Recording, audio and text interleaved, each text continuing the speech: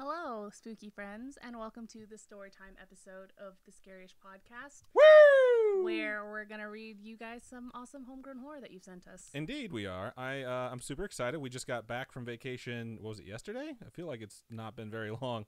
So we hope you guys... 2 days ago. 2 days ago? We hope you guys enjoyed the episodes that released while we were in New Jersey/New York. It was super, super fun. So it was really cool. It was a really good time. Shout out to Robin's family for taking us all over the place. You guys are incredible, and it was probably one of the most fun experiences I've had in a really, really, really long time. Cool. Probably second only to Japan. It was really fun. So I'm glad you folks are with us, and special shout out to those of you watching us on twitch.tv/scarishpodcast and youtube.com/scarish watching this live episode. We love all of you. We really, really do. And for those of you who have submitted a story to us in the past, we want you to know that we are going to get to them, and we're going to be doing 6 plus a bonus one tonight.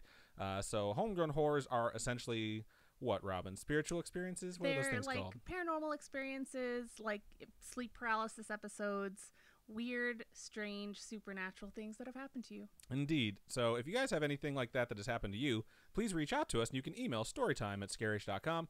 You can talk to us on Facebook. Our Facebook is facebook.com/scarishpodcast. You can click like on the page too. Don't forget to do that. And if you want to join the group, click on groups and join the Spooky Friends group. You can go to our website, scarish.com, and submit a website submission by just clicking contact us. And right there is a form. Fill it out, click send, comes directly to us. Lots of you folks have been doing that. We really appreciate it. Or if you want to tweet at us, it's at @scarishpodcast or pod, @scarishpod. Instagram is @scarishpodcast.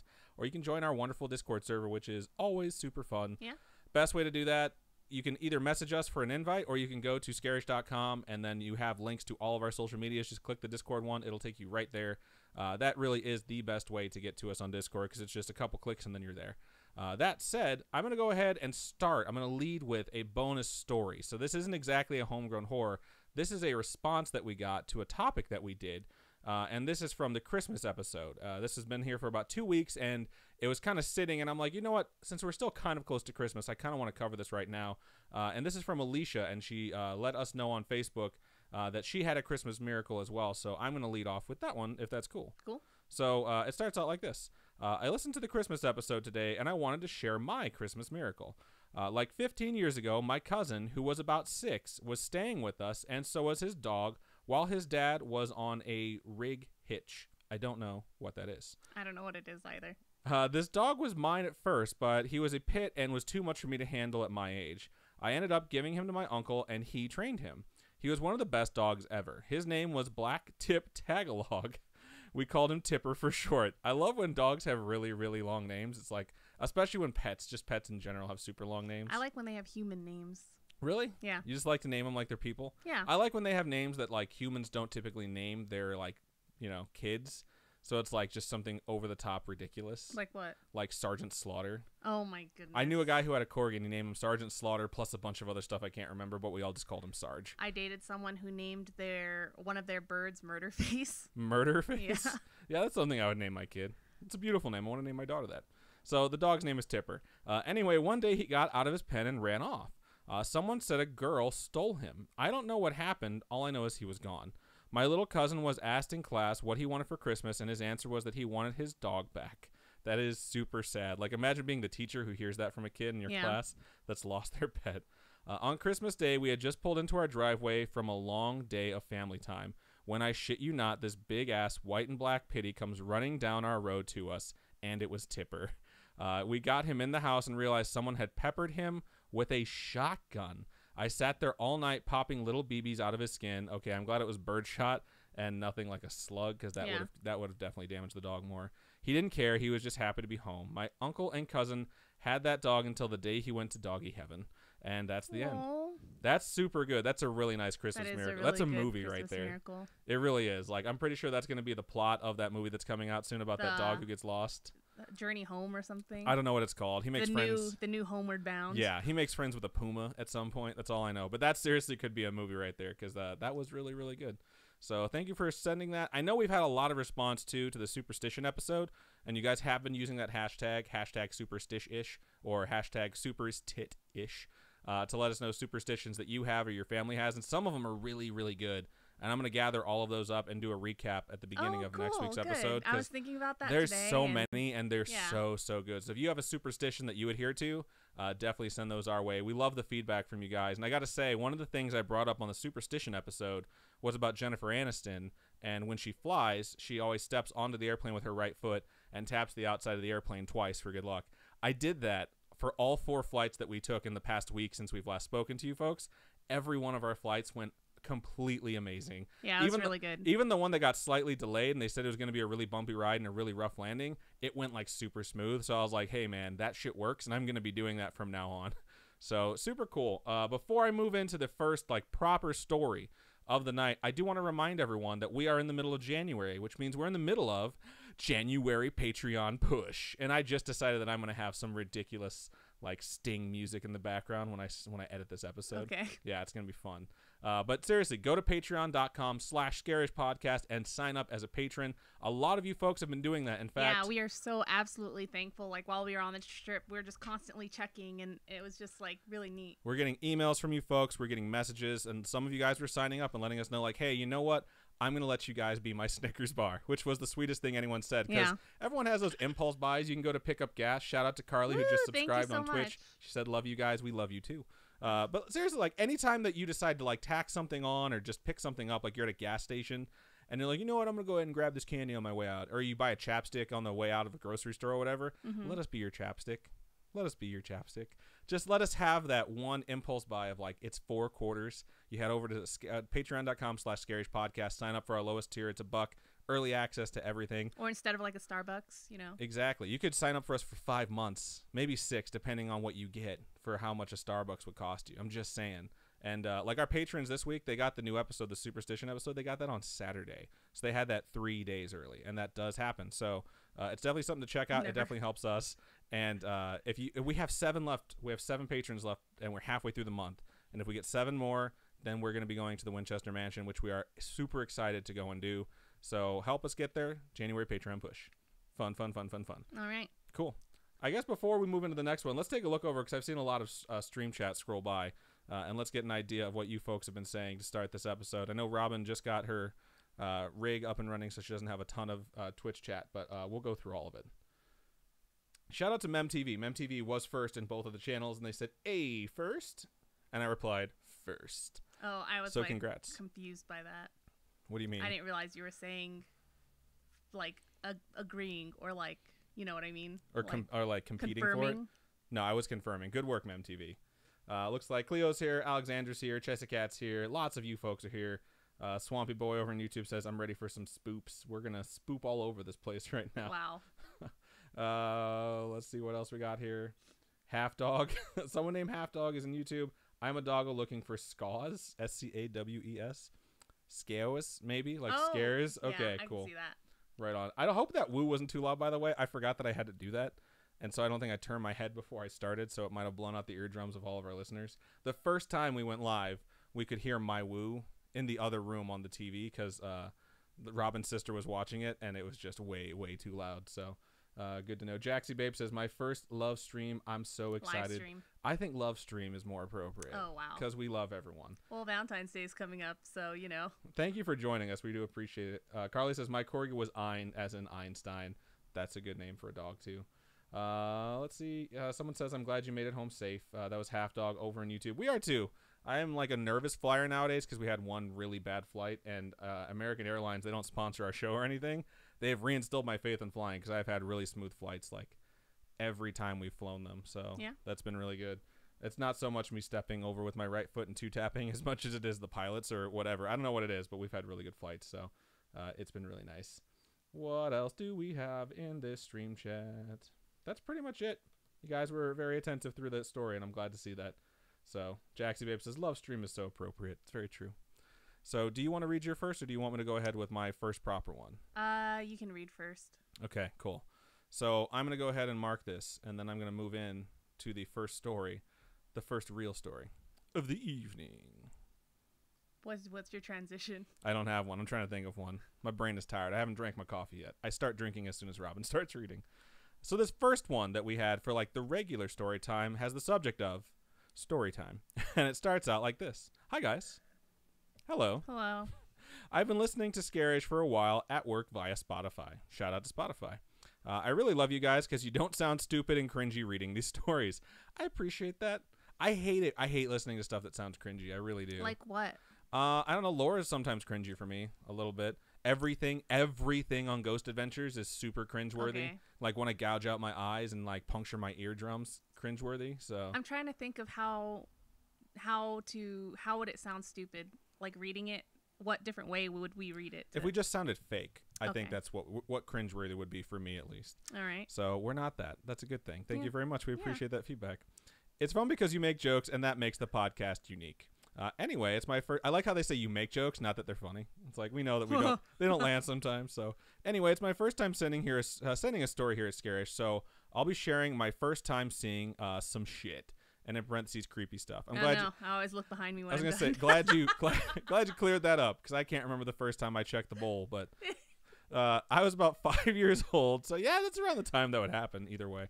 When we were in our old house, it was small and was surrounded with trees. We had a bathroom outside the house, so I went there to wash my hands.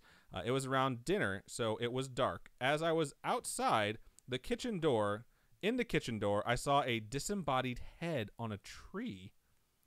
What? Yeah. It reminds me of that scene from the new It movie where they look at the tree and there's like somebody's body hanging in the tree in the photo book in It. I think that's the original one. Is that the original Yeah. one?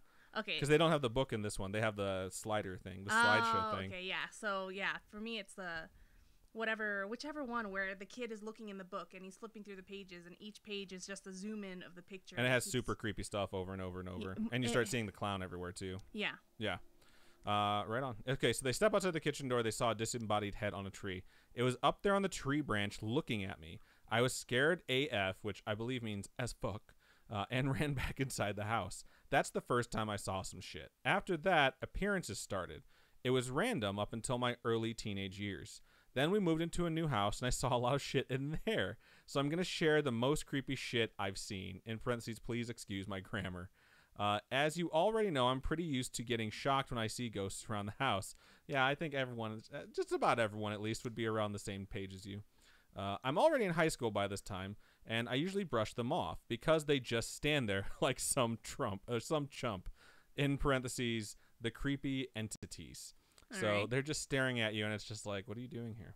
But this time it's different. I was alone in the house, and it was in broad daylight. I was watching TV. Our TV is positioned low so I can see the kitchen and the sink. That's weird. So I don't know where you'd arrange your like stuff so that you could see over your TV into the kitchen unless it's like directly in the walkway. Sounds not very feng shui. So Okay. I don't know. That's just how I'm picturing it in my brain.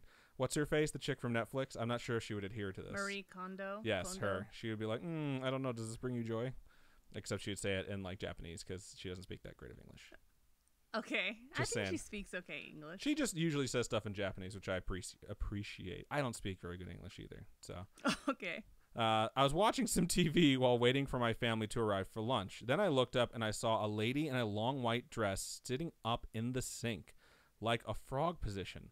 Long black hair, and I can't remember her face. Or maybe she didn't have a face. I don't know. I was in shock, of course, but I did what I always do when I see some shit. I brushed it off. So I looked to the TV again, but this bitch caught my attention again because she jumped upwards. Our dogs are barking right now downstairs. I think they're My dogs are barking. They're so tired. I hate you so much. By dogs, I mean my feet. I was so shocked because normally they don't move. And the second you look away and look at them again, they're gone. But this time it moved. It jumped fast upward towards the ceiling. It didn't scream. It didn't make a sound. It just moved fast, upwards, and vanished. I was frozen because of shock of what I saw for like an hour. I can move, but chose not to because of fear. I think that's a good distinction to make. Because sometimes like you legitimately just can't move, like your body is frozen. And sometimes you're just like, what did I just see? I don't want to move. If I move, something bad might happen. That's the most scary thing that I've seen and the last time I saw something.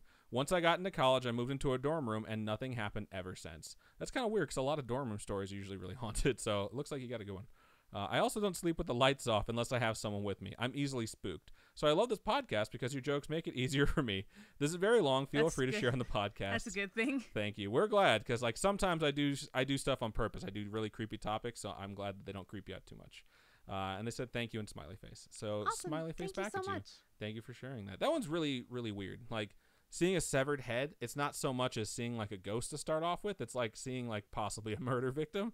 So that's like that scene, like, hey, kids, you want to see a dead body? Oh my gosh. But you step outside and it's just in your backyard. That would be super, super creepy. So cool. Let's look over into Stream Chat and see what you folks had to say about that one. Well, Spooky Flea said they had the best cat in the world that was named Garbage. That's funny. And now they have a cat named Flea. So I think giving animals cute, funny names is good. I agree. I wonder what got into our dogs. Maybe something got delivered. I don't know. We haven't been here in a week, so I haven't really ordered anything. I haven't ordered anything either. Who knows? Maybe we have little girls that walk around our neighborhood selling lemons. And, I think they're boys. Are they boys? Little boys? All I know is I always come home and there's just a bunch of lemons, and I'm like, did those kids come by? And whoever was home was like, yes, and I bought a bunch, and then we make lemonade, and it's delicious. What else do we have over here? It looks like Glitchgrim had to switch over from Twitch over to YouTube. Glad that you're with us, Glitch. You're with us every single week, and we appreciate that. So what else do we have? Let's see. Sam and Andrew are with us. A lot of people are joining us, and it's so nice. Thank you guys so much. Alexandra over on YouTube says, I love my Omen baby birds, but God, they are being loud right now, and I can hardly hear the stream. It's just, I don't know. I think all of our Omen babies went off at the same time, so that's creepy. Demons. Ooh, demons, gotta be. I just heard the door close, so I don't know. I'm sure my mom went to check and see what made them bark. All right, let's see. Jaxie says, that TARDIS sweater, I want it. My friends gave it to me for Christmas, and it's my new favorite sweater. I love it. And I think it's from, I want to say Hot Topic, but maybe Box Lunch. So, I mean, they're the same company. They just carry different stuff. So, check those out, maybe. The Hot Cash is on right now. The what is? The Hot Cash. Hot Cash? So when you spend, like during Christmas, we went shopping and we bought a bunch of stuff, and then they give you Hot Cash, which is like technically just half off little tickets, like in $15 increments, but you have to spend like 30 to spend 15. Anyway. So it's like Kohl's Cash. It's time to redeem it, so I gotta go. Oh, great. Shopping. Good to know. Anyway. Looks like Carly says, so for the first time ever, I'm watching this on my TV's YouTube app and chatting using Twitch muted on my computer. So this is weird seeing RNA on my TV. Maybe one day we'll be on your TV like for reals, but until then, you're going to have to use YouTube or Twitch app. But we're happy we're on both of your things at the same time. That's pretty cool. Yeah. It's like, I don't know. I was going to say Inception, but that totally doesn't work.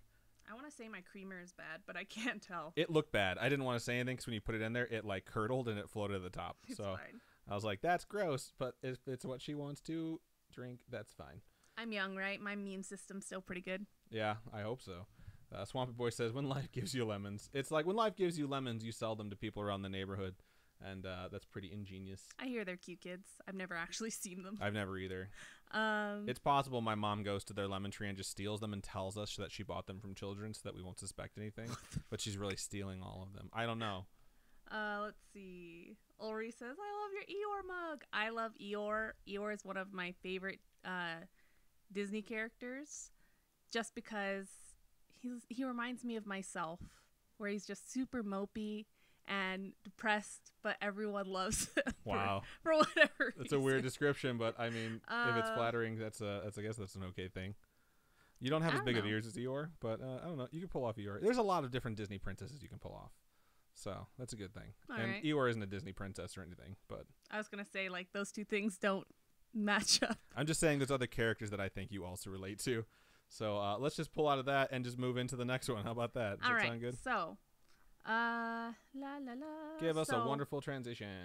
You didn't give us a wonderful transition. I did. I figured one out. I did something. Just do something. It's no excuse that if I didn't do it that you don't have to. This next email is from Hope and goes, hello, Robin and Adam. Hello. Hello. I was listening to your podcast when the bathroom door at my work opened on its own. Although I was startled, I wasn't entirely surprised because I work in a stone cutting shop. That's pretty cool. I didn't know stone cutting shop doors open on their own. Oh, man. Then the next part is, and the majority of the work we do is gravestones. Oh, okay. So that makes sense. That does make sense now. The shop is owned by my dad and dates back to 1705. Wow. That is awesome. Absolutely awesome. That shop is older than this country. That's absolutely incredible. The shop is and 70 years older than this country. It's amazing. Yeah. That's just, but it's so cool that it's like family owned, like your dad owns it. I don't know if it was like passed down or anything, but I think it's cool. It might just be a business that they purchased that was family owned before. Who knows? I don't know, but I just think that that's really cool that there's that much history. Right here. I'm the 4th generation in my family. There you go. And I think there were 8 generations of the family who owned it before us. That's really cool. That is. History. The generation thing reminds me of that trend that's going around, like the YouTube challenge or the Instagram challenge or whatever, where the 4 generations of Asians come out. I love it. It's super cool. I really like that. It's so cute. Let's see. So there's a shit ton of paranormal stuff that happens to me every week. I believe it. My coat gets moved around the coat hanger, doors open, I hear footsteps, lights turn on by themselves, and sometimes I hear a small mallet tapping on a chisel when I'm the only person there. That's creepy. It's not so much ghosts of the people who you're making the stones for as much as it sounds like the ghosts of the people who've worked there before. Yeah. Yeah. One day I went to get lunch and left the bathroom door latched. When I came back 15 minutes later, the door was open as it could possibly be, and I was the only person in that day. I can't imagine going to make gravestones and you're the only one that goes in to do it. I can't imagine creepy shit happening while you're going to make gravestones. Oh, man. It's like, this is Halloween. Like, just some Nightmare Before Christmas stuff happening. Anyway, another time, another tangent. I just imagine, like, all those monsters and stuff in that movie just, like, in the shop and you can't see them, but they're all, like, making their own stuff. Nightmare Before Christmas? Yeah. That's like, funny. Yeah. I don't know. I think that'd be really cute. Anyway. Another time, I closed up and left the building, locking the front door behind me. When I looked in the mirror, that was wrong. You need your corrective lenses. When I looked in the window, I noticed I left the office light on, so I went back inside to turn it off. I checked around to make sure all the lights were off. Then I locked the front door again and went back outside. I then noticed that the front room light was on, and even though... I noticed that the front room light was on, even though it was off when I left. My last story is probably the creepiest / happiest. Last summer, I was at the drawing table with my headphones in, waiting for my dad and grandfather to get back from lunch. I felt a hand on my back and assumed that it was my dad. So I took my headphones out and turned around to see no one was there. That's awesome. Sometimes you get those like phantom touches and you're not exactly sure what's going on with them, but still it's super fucking creepy. Like sometimes I feel like my phone's vibrating in my pocket and then I realize like I'm holding my phone. When it was all just like the flip phones back in the day and you could fit it in your pocket like that. I would have those types of feelings all the time, the phantom vibrations. Phantom vibration, yeah. I wonder how often it's just like a phantom hand touching your back and it's not exactly a ghost. But it just feels like it because you think that someone's going to be behind you. Same way you think your phone's in your pocket, or it was some demon that was messing with you. Let's keep going on that email and figure out which one it is. It didn't really scare me because it felt like my great grandmother was watching over me while I worked. That's very sweet. Anyway, thanks for reading my long direct message. I decided to DM you. Oh, it was on Instagram. Okay, because the bathroom door thing just happened to me, and I didn't want to wait 2 months for you to hear my stories. Love you guys and the podcast so much. Thank you for all that you do. Stay spooky and happy Halloween. Yeah, so it was... it was a while ago. It was a while ago. Sorry. It's coming up on 3 months if it's Halloween. Yeah, it's getting... I'm just going to say this, guys. Keep sending us your stories because we did have a bit of a lull. Shout out to Mexicutioner TV who just subscribed with their Twitch Prime. We appreciate you so much. But like I was saying... we did have a bit of a lull during the holiday season because, let's be real, everyone has a lot to do on holidays. Yeah. So not everyone's reaching out via email or whatever the case may be with scary stories. And we just started getting, like, a nice influx of them again. Yeah. So this is a really good time to send in your story because that gap is going to narrow just a bit and we can catch up with them. So anyway, from Newport, Rhode Island, Hope. Oh, wow. I didn't realize there was more to that. I've never been to Rhode Island, and I think it would be really cool. What was super funny is we went to stay with my sister in New Jersey. New Jersey. And we, for some reason... Shout out to Janet. For some reason, we ended up watching Miss Congeniality. Yes. You know why? You know what the reason was? Because that movie's fucking awesome. That's the reason. Thank you so much, Chessie Cat, for subscribing for the 4th time in a row. That's amazing. I forgot to mention Carly. I'm not trying to one up anyone here, but Carly was at 5 months on her resubscription. Oh, nice. So 5 in a row for Carly. Thank you very much. But I didn't realize because I hadn't seen the movie in so long, that what's her name? Oh my gosh, what is her name? Sandra Bullock is Miss New Jersey. Yeah. In that movie. And While I we was were in just New like, Jersey, we were watching what? the movie about it. It's because the New Jersey chick was dropping out because she was in a porn. Oh, really? Yeah, they tell you that in the dialogue. That's who they're going to replace because she was in a movie called Armageddon On. Wow. Yeah, I've seen that movie a lot. I remember everything about that movie. But the fact that Hope's from Rhode Island reminded me because the other main... Miss Rhode Island is the nice chick. Right. Yes, I totally agree. But yeah, all right. So that was my email. Cool. Okay, let's look over in Stream Chat and see what you wonderful folks had to say. I look over and I see On over there in YouTube, and he's saying, Super Smash stream? ? Actually, ! Soon. Very soon. Yeah, we gotta bring a couple friends together to do it. Not to mention we were traveling for like the last 6 or 7 days. Yeah. So we didn't have time to do it between then and now. And school starts next week, so we'll see figure how it that out. goes. And we're going to let you folks know, since you guys are watching us right now, to keep an eye out for this. I'll probably announce it at the end of the show as well, that we've mentioned before that the stream's day is going to change, day and time.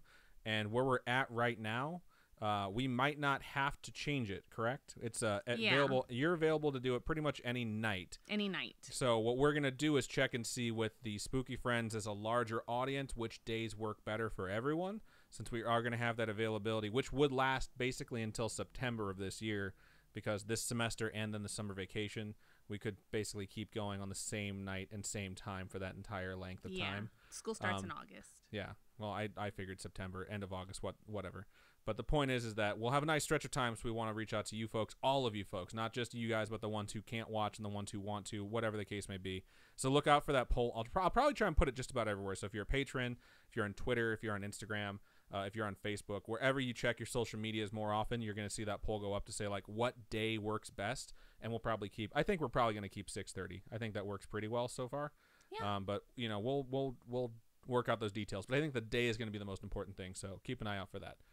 So I will look back over into this stream chat now. All right. So Zwalza says about the whole gravestone thing, like, Ghost impatiently works on his own gravestone because it's taking too long. That's hilarious. Like, my corpse is going to rot. What's taking so long?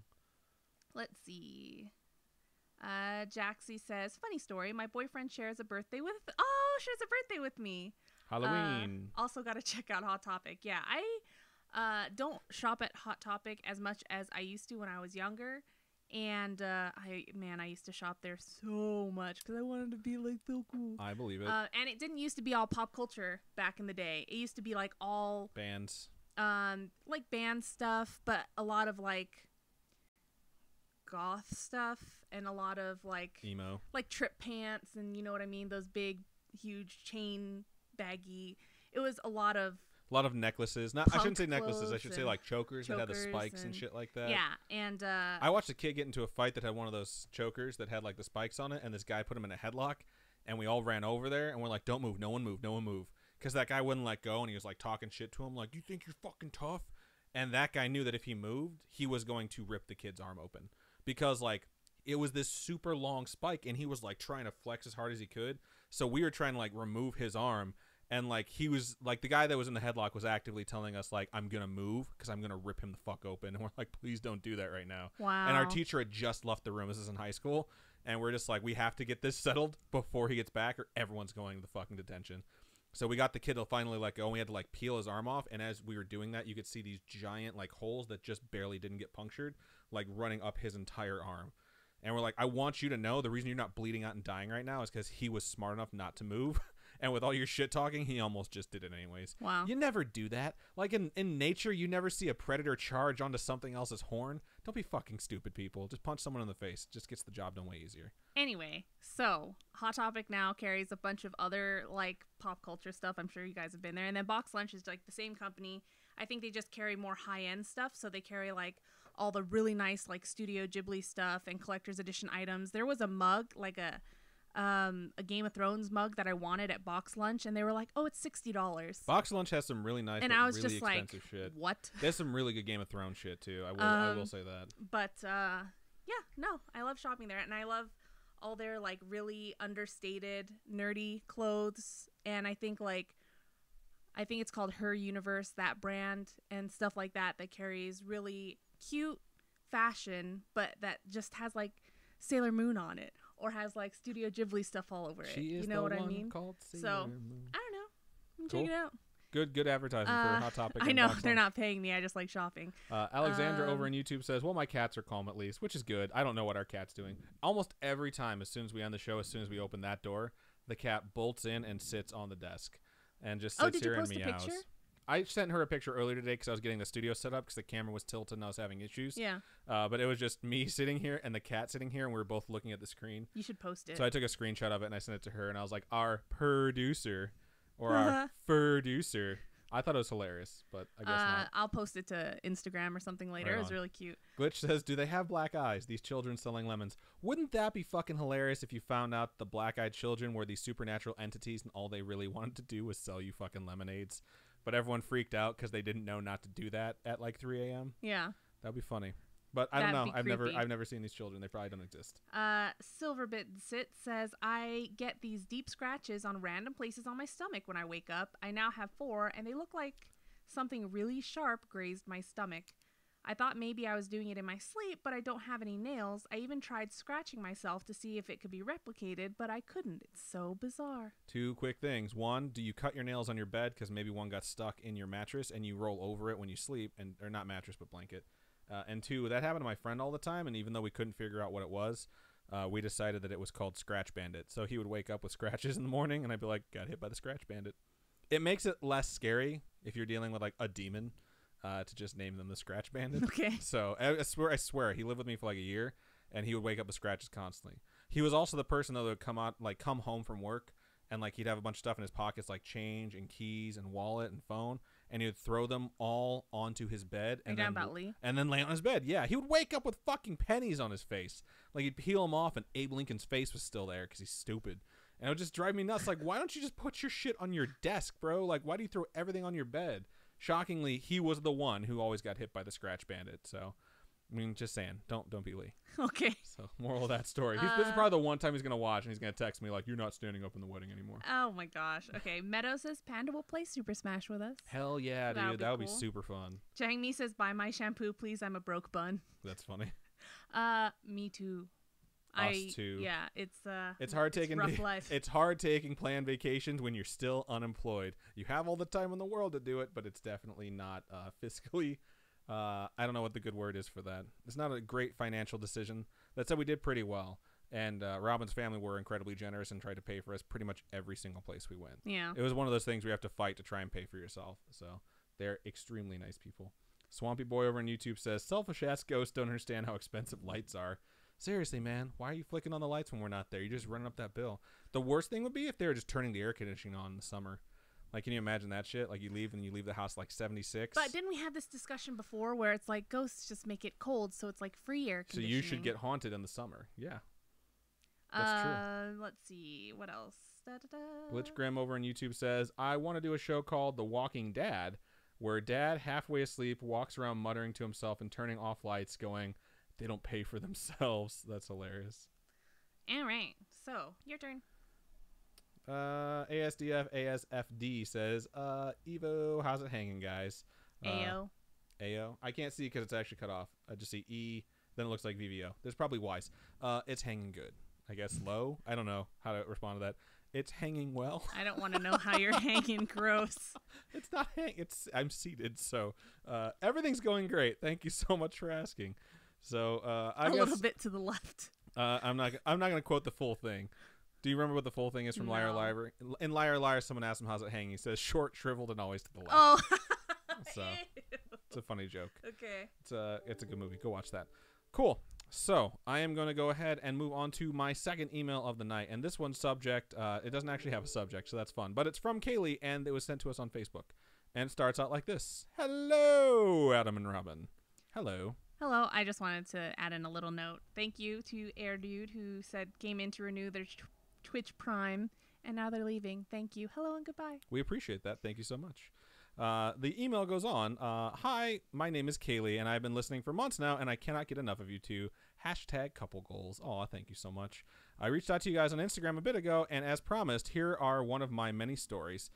So sorry in advance, as this will start off very sad, but I promise this has a happy, feel-good ending. Also, please. That's always nice. That's nice to be told like that up front. Also, please feel free to share this on the podcast and more spooky stories to come from our house where someone was murdered. Big smiley face. Murder. That's super creepy.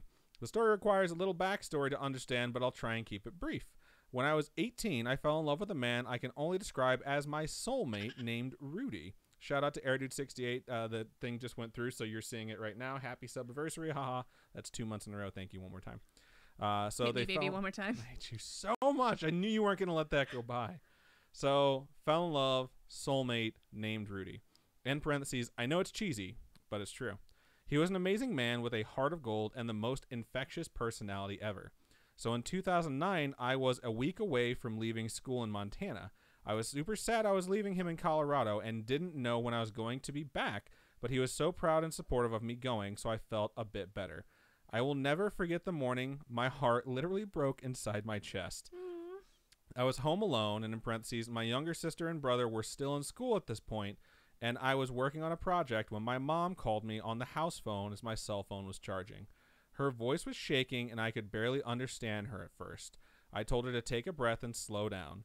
She finally collected herself and informed me Rudy was in a car accident on his way back from a trip over Labor Day weekend and was gone. Oh, wow. I was in a state of utter shock and don't remember much of that day. My mom actually called the school and had someone drop my sister and brother off so I wouldn't be alone. I had a decision to make as the funeral was the day after I was scheduled to leave. That fucking sucks. Yeah. So it's like delayed departure and like do all that stuff or attend the funeral. I would attend the funeral. I knew how proud he was that I was leaving for this opportunity, so I made the executive decision to leave. And I think that's a good thing that you knew how he felt, so you felt comfortable doing that. I was obviously devastated as I felt like I abandoned everything when his family needed me the most. In parentheses, which was a dumb thing to think as his mom was totally supportive of my decision. Continuing on. Anyway, so on to the feel-good part. Months into living in Montana, I was laying in bed doing homework listening to my iPod. Keep in mind, I was broke and didn't have money to add music from the music store, so all my music was downloaded from home. I was minding my own business when all of a sudden my song stopped like it would if it was dead. I remember rolling my eyes and cursing to myself as I could have sworn I had charged it. So I took out my headphones and tossed my iPod up towards my pillow and continued studying.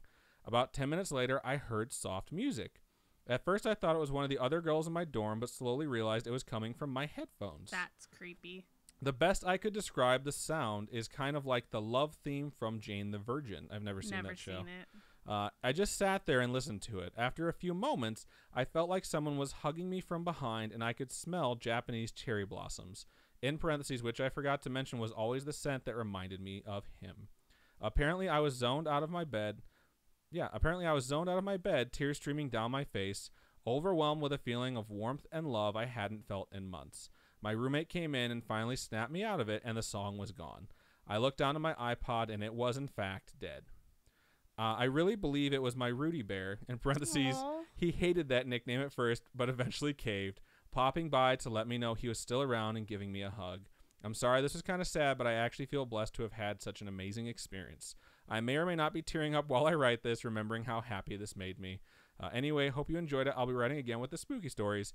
Keep on creeping on. Love, Kaylee. That was really, really, really good. That's a really good story. It's just, there's so many times, and I know we talk about it all the time, but there's so many times where you feel like someone's come back to visit you, and something happens that you can't explain, but you get the distinct impression that it's somehow attached to that person because of something that's deeply personal that like just reminds you of that person. Yeah. And it's just really nice to hear. It really is, because it's just, it happens a lot, and it's just something that you gotta kind of keep in mind. Thank you so much, Carly, for the donation. Shout out to Carly. Thank you for the money. We appreciate you donating that on twitch.tv/scarishpodcast. So I don't mean to be like, give us money over this really, really sweet and touching story. You guys are able to donate when we're not live as well. If you just go to the page, there's a link at the bottom of our main page that you can go to. So and we'll give shout outs if you guys decide to do that. But yeah, it was really cool hanging out with like your cousin and your sister and talking about like, it was really you guys talking, and I was just kind of sitting there trying to be quiet, but I was allowed to participate in conversation every now and then. But hearing you guys talk about like deep stuff, like the history of your family and stuff like that, and you guys have so much family that's still around. And it's super cool because I feel like the family that I have was just older. Like I was born in, I'm the youngest. I'm almost the youngest of both sides of my family. So I was born into a family that's kind of a little bit older. And it was just kind of nice hearing that. Because like you guys are talking about these different experiences. And I'm like, I had those experiences. And then I also remember when they passed away. So I have more experiences kind of like Kaylee did here. So good stuff. Nice. Let's look over into Stream Chat and see what you folks had to say. And just quick point over to Robin. She's arching an eyebrow at me during a touching story because I'm guessing she can see my nipple getting pointy. Because if I get slightly cold, my nipples just turn into sharp diamonds. And she's like, oh yeah? Dead grandparents? Nice tit. I couldn't help This is it. what I have to contend with, ladies and gentlemen. All right. La, la, la, la, la, la, la. No, I don't have very much on Twitch. So. I don't either. All right. I'm just going to go into the next one because it's pretty darn long. And I'd like to just get right into it. That's what she said. Go ahead. So this one is titled One Heck of a Dream. And it begins, hey, Robin and Adam. Hello. Hey. It's Kat again. I wrote in earlier telling a story of how my grandfather passed away and a creepy scarecrow decoration. It was definitely a ramble of a story. More recently, I found myself dwelling on a freaky dream. I have found myself dwelling on a freaky dream I had the night before my birthday. Buckle up because it's pretty strange, and I swear this is 100% true. Okay, well, here's the thing. When you say something like freaky, it usually either means scary or sexy in a weird way. I don't think it's kinky. And then they said strange, right? No. Oh, it gets pretty strange. Yeah, so again, we're not sure which way this is going to go, but let's all listen with bated breath. You know what's funny is I had a dream. Oh, God. That I think Adam gave me a hickey. That wasn't a dream. I swear it was a dream. I thought it was a dream. And then this morning he's like, is that a hickey? That wasn't a dream. Like, there was activity that could have led to that being on your neck that happened in the waking world, too. What? It was weird. It was random. Anyway, so. It's a weird thing to share. I was hoping you were going to go with the Martin stories. Luther King version of I Have a Dream, but no, instead it was about a hickey. Anytime I hear that beginning, I think of Rush Hour and I hate Chris Tucker. Yeah, I'm sure that's what Dr. King would have wanted. Anyway, so first off, I am a person that typically has very vivid and realistic dreams, unlike some other people I know, like my boyfriend, who never dreams. I think that's a sign, dude. Yeah. If you don't dream, you're either a robot or a psychopath. That's just how I feel. Cyborg. I'm pretty sure robots dream of electric sheep. You don't that get a that. Story? It is a story. Okay. I'm pretty sure it's Philip Dick that wrote that, and it's the inspiration You're for Blade Philip Runner. Dick. You're being a real Philip Dick right now. I think he's the weird one. I believe it. If you don't have dreams, there's something going on up there. I've met people that just say they can't remember their dreams. I don't think I've ever met anyone that said that they don't dream ever. I have several dreams a night, and they tend to blend in together.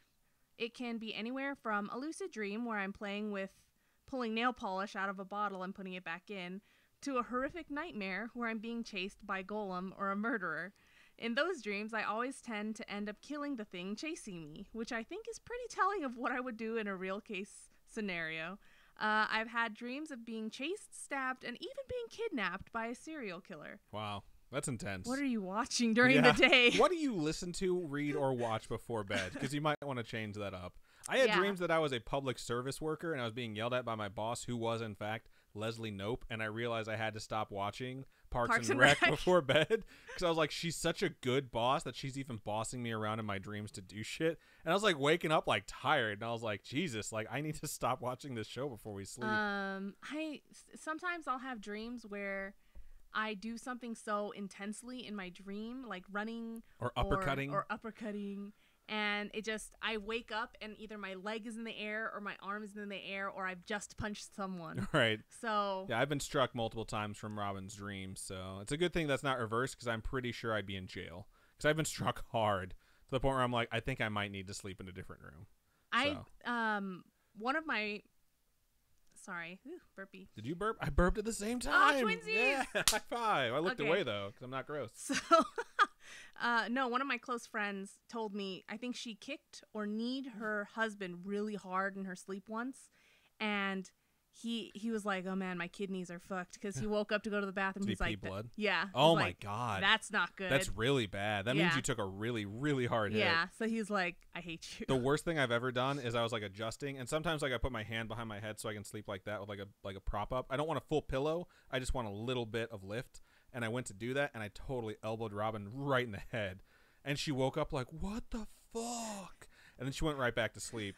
And in my head, I was like, this is a good thing, 'cause she probably won't remember this, but it could be bad because she might have a concussion, and she might never wake up. And I just went back to sleep, and she's here right now, so everything worked out. All right. So, Kyrie, thank you so much for subscribing for the 5th month in a row. You guys are so cool. You guys are. We really so appreciate you supportive, folks so much. Like, oh my gosh. Okay. Thankfully, I always find a way out, but some dreams are more intense than others. I won't even go into detail about the one where I had to decapitate a dwarf out of Lord of the Rings. What the fuck? Which one was it? Dwarf. Was it Gimli? You can tell me if it was Gimli. No, you can't do that. He's a main character. Yeah, but there's not a lot of other dwarfs in Lord of the Rings, at least in the movies. You don't see a lot of the other ones. They're mostly dead by the time they in The Hobbit there are. Yeah, but she said Lord of the Rings specifically. Just saying. Hashtag nerd showing. All right. Anyways, this dream I had years ago always stuck out to me and gave me pretty weird vibes. I think I'll always remember it, and I actually hope to have another like it someday. So this dream starts. I happen to be in my bedroom with my sister, but at this time it's kept as a spare room, her and I conversing while the lights start to flicker, and the ground shakes, and all of a sudden the flickering lights cast shadows that seem to move on their own, and I hear the vacuum going down the hall. And in that moment, I leave the room, and suddenly the vacuum comes bursting through the door, moving by itself. That reminds me of the trees in Doctor Who, like the first episode David Tennant's in. Oh, yeah. Where the trees are spinning and they're just murdering things. It's the Christmas episode, right? Yeah. Yeah, I don't know. This was reminding me of like that meme where it's like two giant tigers fighting some super robot. Yeah. And like, we need to defeat it. And then it just shows like the last cell is like two cats standing next to a vacuum. Oh. Like tipping over a glass of water onto it. I feel like you're dreaming and you're a cat and this vacuum is coming for you because of that. It chases me around and out of the room and down the hall. I make a quick left into a spare bedroom which once was mine. I moved bedrooms in the house a lot. Must be nice being able to move bedrooms a bunch. I mean, we couldn't really do that. We Yeah, could move to I one know. bedroom and then back again. That's about it. The spare bedroom is decorated as if it were my own again. I struggle to close the door as the vacuum is ramming itself against it. I can see it trying to push itself into the room, and instead of the machine bursting through, I see the growling snout of some type of dog/wolf hybrid making its way through. Thankfully, I managed to close the door. Again, I think you're a cat in this dream. Yeah, right? Because you're being chased by some sort of dog. I turn to look around my room and see some drawings on pink construction paper. I look at one and see it's a picture of a girl on a swing, roughly stick figures in black crayon. I look back at the door, locking it this time, and when I turn toward the picture again, I see the black crayon has melted and smeared itself across the page. And all of a sudden, I hear a voice behind me saying, "Come with me." I really thought it was going to be There Is No Dana, Only Zool, but that's just because I'm so fucking hyped for this new Ghostbusters movie. You're ridiculous. I am ridiculous, but I am so excited. I look towards the door, and it's a tall man. His skin is very pale and almost grayish or green in tint. He has a messy crop of black curls on his head, some stubble, but he has kind eyes. Behind him are a large pair of wings bound down and together with leather and chains. It's a super sexy version of Castiel. I was going to say, this sounds like Castiel the Angel with just chains on him. Are they recreational? Are they restricting him to like, come with me? If you want to live. I freak out for a second because something like this has never happened to me, obviously. And I know the term stranger danger. That's funny. I'd go with Cass. Wow. What's his name? Misha Collins? Misha Collins hit her up. Yeah, I love Misha Collins. I think he's adorable. He's so cute with his kids, too. Anyway, I decide to test him. I pick up the other picture and hold it to my chest. This one is way better than the other. It's almost like a painting. There's a golden statue of an angel shining with a spear in its hand, a demon at its feet, and a bright blue background. And let's see. I say, I'll go with you if you can tell me what this picture is of. He seems frustrated as he tells me we have to go now. I stand my ground, though, and stare at him. He furrows his brow and finally says it is the fall of Michael. Confused, I look at the picture again and see that it's changed.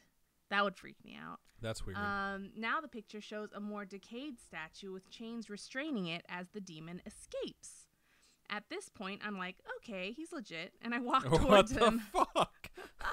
Who would go with this person? He tells me to hurry, and then suddenly we are in a completely different place. It's like the inside of someone's stomach. Gross. I look around me and see cribs all around. I walk over to one and see what looks like a fetus fused to the crib. This seems like a Dante's Inferno type Yeah, it really thing. does. As if it's growing out of it. I freak out and step away, asking him what this was. The children of your sister are here, is what he replies. The fuck, this is a weird dude? dream. You gotta stop watching this freaky shit. Right?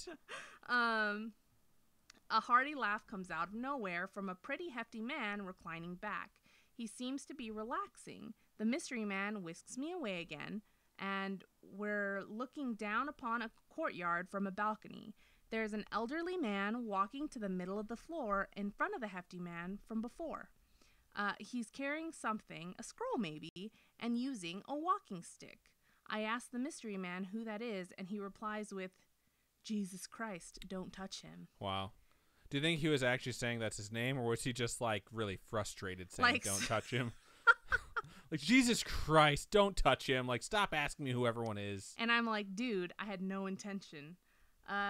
Jesus makes his way to the center of the floor while this guy's laughing at him. He lifts the scroll up and looks towards the sky, yelling, Father, please. So just a quick reminder. This is someone's dream. Yeah, this And is, they have a boyfriend who doesn't dream. I think you found your counterpart in life. Right? If you found someone who doesn't dream and this is the shit you dream about, this is the most vivid, intense shit I have ever heard in a dream. Right? It seemed like they were trying to work out something. I'm not sure. I'm pretty stunned at this point, and the mystery man drags me away again. Now we're standing in front of two massive doors. One says God's way, and the other says the devil's way. I wish that sign existed in real life. Like, sincerely, I do. Under both are population tickers going up. Long lines are piled behind them, and at this point, I feel pretty comfortable with Mystery Man and grab him by the hand. I'm going to do a quick break-in because we had someone request something in stream chat. It says, my husband is listening. Please greet him, Brian Reyes. What up, Brian Reyes? Thank you for joining us. Hello. We appreciate you. Get back to this crazy fucking dream. Blow my mind some more. Okay. Boom. She struck me. I mean, that's on camera. So, yeah, there's a lawsuit on our hands now. I pull us towards the one that says God's way. He seems pretty surprised by my action and looks down at me. I notice at this point that under the population ticker, it says New York. I turn to Mystery Man and say, it makes sense because New York has so many people. So God's way is New York. I can tell you I was just there, and I'm not saying I'm going to dispute that, but it just seems like a weird choice for it to be God's way. I just think it's like the brain does weird things. So it's just like it keeps adding more stuff, and it's like, oh, I was thinking about New York. I guess that's going to be a part of it. There's sometimes where you can wake up from a really weird dream and be like, oh, I thought about that for like a split second yesterday, and somehow my brain decided to like reshuffle all this information and filed it away, and that's probably what like caused it to pop up in my dream. Yeah. But that's this is really fucking weird. What happens next? And then I wake up. That's literally what happens. Wow. So it says, and then I wake up. Okay. Now, I'm not a very religious person. I'm more in the category that I believe that there is something, but I don't really agree with the way people define, probably define religion is what it means. I've always been fascinated by polytheistic religions, and out of that, I've always been interested in the archangels of Christianity. Again, I'm not very religious, and if anything, I am spiritual in nature. A lot of people say that, I notice. If supernatural has taught me anything, you're probably a prophet of some sort, and you have a tablet that you need to decipher. So this was a really weird dream for me. It left me with a fuzzy warm feeling, and I always kind of felt like Mystery Man was some kind of close friend of sorts. At some points, it looked like I've looked at this guy as the Archangel Michael, but right now I'm not sure who. Well, I mean, you saw the dude, and it didn't look like the statue, so it must not have been him. The fall of Michael is really weird, because, I mean, I'm not a theologian or anything, but there has not really been that many things, even in works of fiction, that depicted Michael as anything but, like, supremely good. Yeah, so it's except for Supernatural, where he's just kind of a douchebag. But yeah, that's it's really weird. That's why when you said the fall of Michael and this fucking angel has chains on its wings, I was like, oh, clearly this is the devil. Yeah. Because when they got to the devil or the God path, and they chose the God path, and the angel or the mystery man was just like, really bummer. Like I figure like you're going to New him. York. Whatevs. It's just weird. let's see. After this dream, I found out my sister did have abortions. Whoa! What? Wow. Wow. That's like, Imagine telling that story to your sister, and when you get to that part, they're like, "This is a really weird roundabout way to ask me if I've had a schmishmorshman." oh my goodness. Wow. Okay. I almost met my boyfriend. I also met my boyfriend 2 years later, whose first and middle name are James Matthew. So, kind of, that's like you, Religious. right? Yeah. My name is fairly religious. I am named after He-Man, but Adam is obviously the first man, and Matthew is obviously someone from the Bible. So. Yeah. He's very tall with dark hair and some stubble, and very kind eyes. Aw. So, kind of looks like him, I guess. Sounds like the devil. I think you're dating the devil. Oh, my lord. He doesn't dream, just saying. He's either a robot or he's a demon. So. All right. So, lastly, I found out that the Archangel Michael communicates through dreams most often. I thought it was Gabriel that does that. I guess most angels do that. I don't know. Who's the one that was like, "Hey, Mary, you're pregnant"? I don't know. Oh, okay. I need to research that story. I haven't read that story in a long time. All I really know about like the Christ birth story and the nativity thing is that we have a nativity scene we set up out of like little small figurines that my mom always puts up, and I always swap out baby Jesus for the baby lamb and see how long it takes someone to notice. It no usually one did takes it this a couple year, of days. though. I didn't do it this year. Anyway, so Michael's the warrior angel, and in most of my dreams, I end up fighting. So no idea why, but I have a very strong connection to this dream and its meaning. Let me know your thoughts. Thanks for listening. Keep up the amazing work, Kat. Well, thank you so much for sending that in. Dream. I'd like to read something that just scrolled by on chat over here, too. Carly from the Twitch Prime chat over there, or just Twitch chat, I don't know why I said Prime, says, props to this person's dedication to typing out their dream. I have had several dream situations I've wanted to send in, but for some reason, dreams are just so much to type out, and it really makes me wish there was an audio submission option for story times, LOL. 2 things. Yeah, I totally agree. Shout out to like trying to remember a full dream because it's so easy to forget them. Yeah. And 2, audio submissions for stories aren't something that we don't accept. Yeah, if you guys just send us an audio file. Yeah, if you know how to record it, I don't know how to. I mean, maybe I can try and find something where like you can click record on the website and submit the audio file. That might take a bit of doing, but if you know how to record your stuff and send it in, I mean, we could try and accept those and then maybe transcribe them or something like that. I mean, it's not like your mom doesn't know. I don't want to keep asking my mom for shit, so I probably wouldn't send those to her. But I mean, there's a bunch of different ways, and if that one is something that more of you folks would be more comfortable with, and I know a lot of times people prefer to tell their story with their own tone of voice too. Right.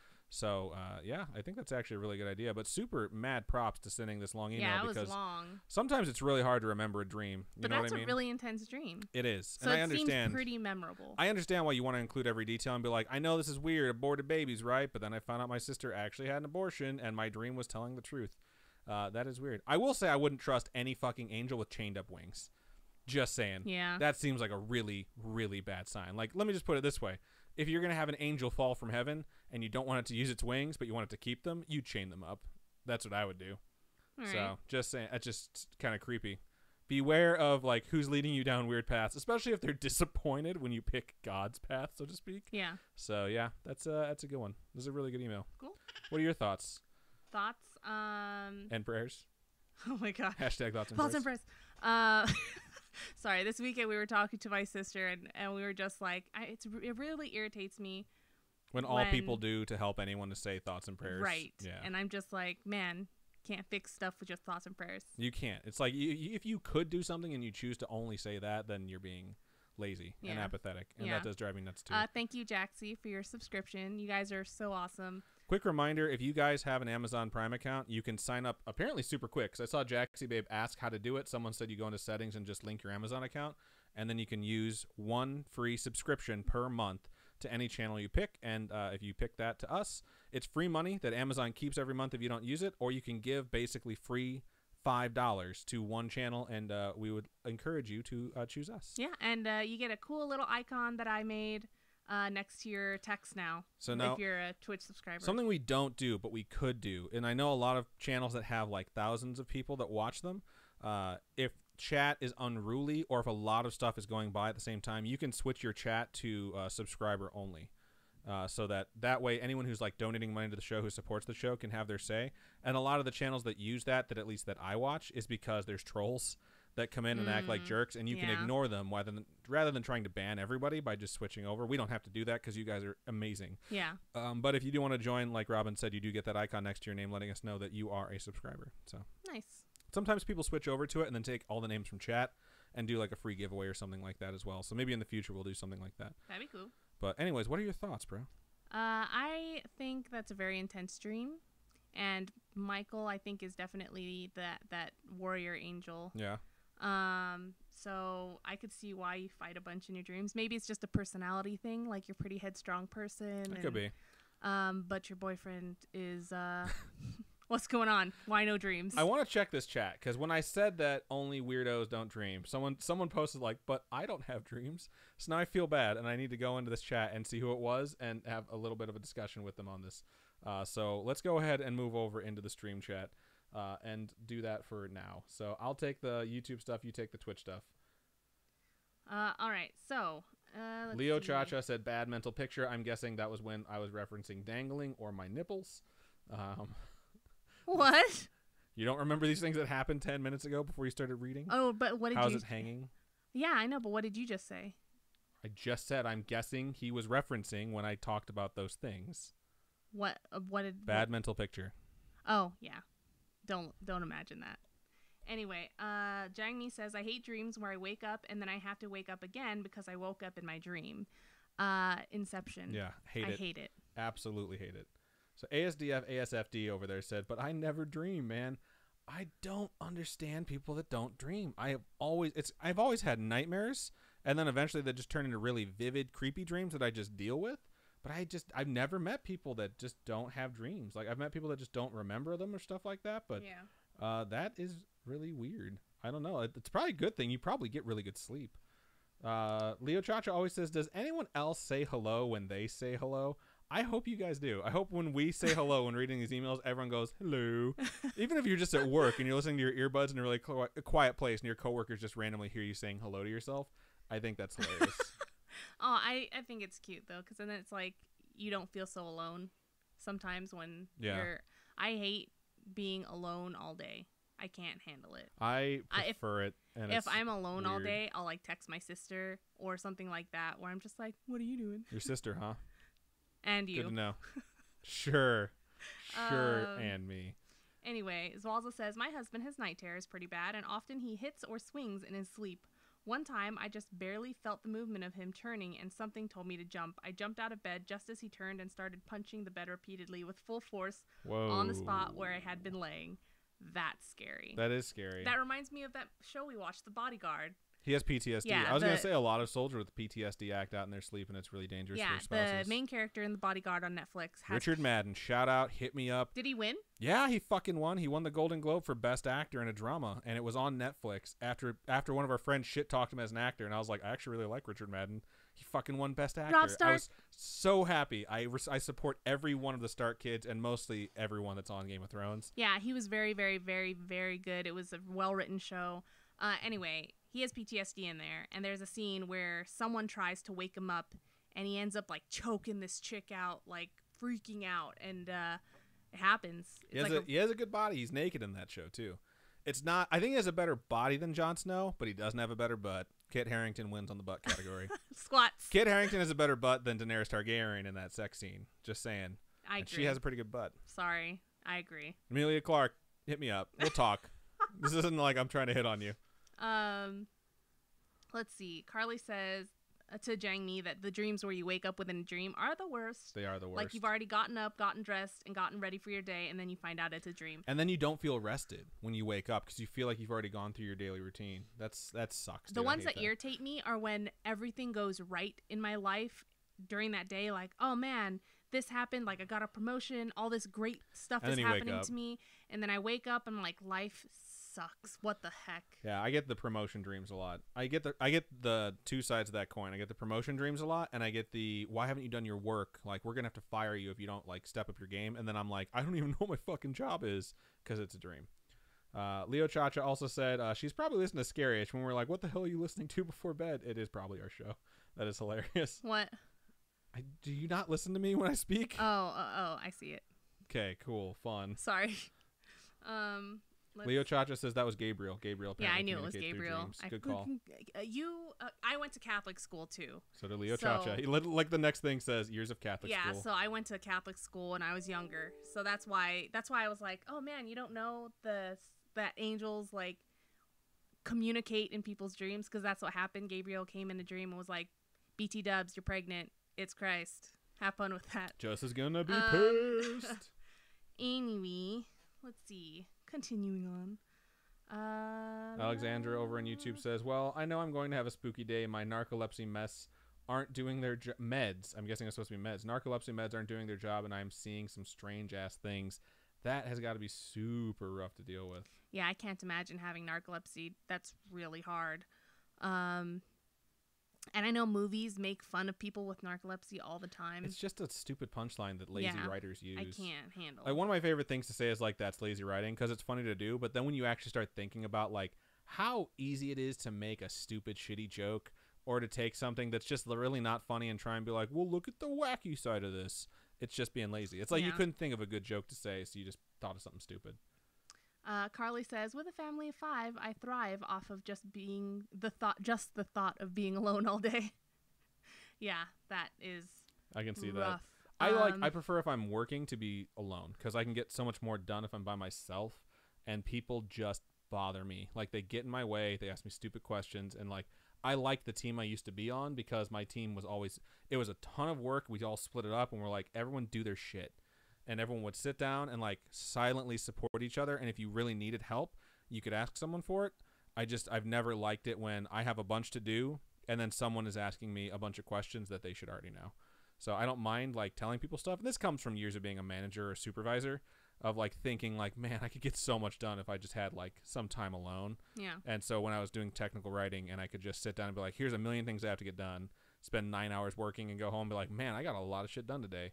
That is a really good feeling, and I definitely crave that. So I get annoyed when I have to be around too many people. Nice. I prefer for my workplace.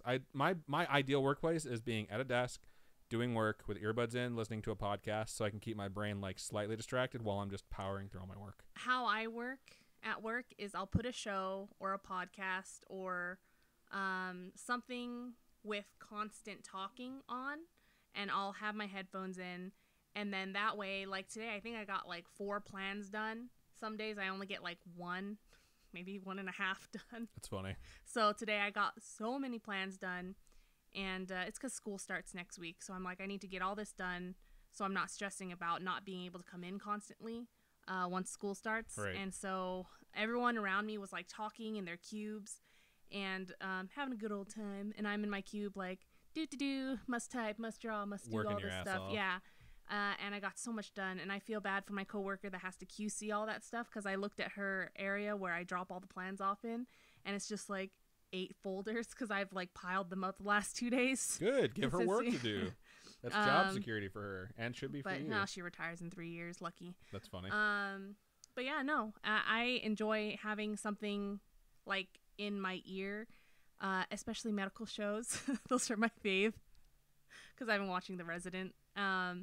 But yeah, no, listening to TV and podcasts. I've never worked somewhere where I'm allowed to watch TV. Really? Like, yeah, I've worked places where I'm allowed to listen to my headphones, music, or podcasts, but I've never been able to watch TV. Well, they don't know if you're watching something. I mean, our apps are all blocked, so like all those websites like Netflix and YouTube and You stuff just put like it that on are your blocked. phone. Yeah, but then my phone runs out of battery or whatever. That's why you have the charger plugged in at the same time. Yeah, whatever. Now I know why I never get messages anymore. They go to your sister or you're watching medical shows. Whatevs. Okay, is it your turn to read? Yes, it is. I'm not done with my YouTube stuff, though. Uh-oh. Leo Chacha says, I was in the shower this morning and you two said hello, and I said hello. That's hilarious. Alexandra says, unfortunately, I'm still learning to manage my narcolepsy. I start studying in February, so I'm hoping that will go okay. We hope that for you, too. Yeah, hope Sincerely, it works we out. Do. And Leo Chacha says, Alexandra, hope all goes well with your studies as well. So, yeah. Carly says, no one has anything better than Kit Harington. No one. He has a really good butt. He does. What were we watching yesterday where I was like, Watchmen. We were watching the movie Watchmen, which isn't great. It's kind of boring. But the guy who plays Ed Lorraine, oh my God, Ed Warren. Ed Warren. From The Conjuring is in that movie. He's like one of the main characters. And at one point he has this weird dream where he's standing across from Malin Ackerman and they're both naked. And I was like, he has a really good butt. He has a better butt than she does. And he did. I don't mind saying that. He has a good butt. Okay. So someone asked Kit Good to Harington, know. like, is that genetic or did you work out for that? And he's like, I did 1,000 squats a day. As soon as I realized I had a naked scene at the end of the season, he did 1,000 squats a day to make sure his butt was I in wish I had that camera shape. dedication. Like, 1,000's a lot, dude. Like, try and do 100 I can't squats even in do a day. 25. Try and do 100 squats in a day, spaced out however you want. Then tell yourself, I'm going to do this every day for like 8 months.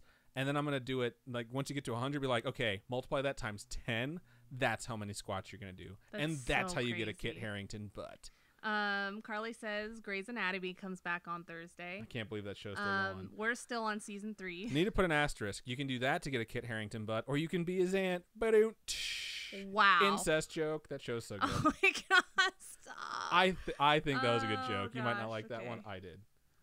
Let's see. Aves Monster says, my current job is the first one I've had where I'm allowed to listen to music and podcasts, which is great because I can't concentrate without them. It really helps. it really does help. Having something like take away the monotony of what you're doing, and it's just so nice. I'd always say, like, I tell my bosses before when they'd ask me, like, what kind of work I'd prefer, how I work, and I tell them, like, I have a hard time turning myself into a robot. I like to think creatively. So if I can listen to someone else and, like, have my own, like, thoughts running in the background while I'm being a robot, like, I'll get to a point where I can be, like, 100% in my quality and still listen to stuff. What are you doing? I want to, like, tilt it because I keep, like, I'm leaning over and I feel like I'm, like, I think you're gonna hit your face on that microphone. We can mess with it after the show, but I'm pretty sure that this screw is welded.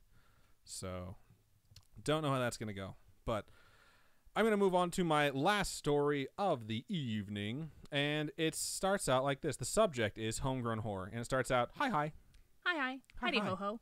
Roger. No, isn't that what the guy from Hot Fuzz goes? Like, he goes like, hi, or Heidi ho ho. I don't know. Or, like, Roger is just you from say- Star Wars, is what the robots say. Oh, yeah. So that's what I went with. Tim Messenger, you know. This is a long one, so I'm going to go ahead and get Okay. back to it.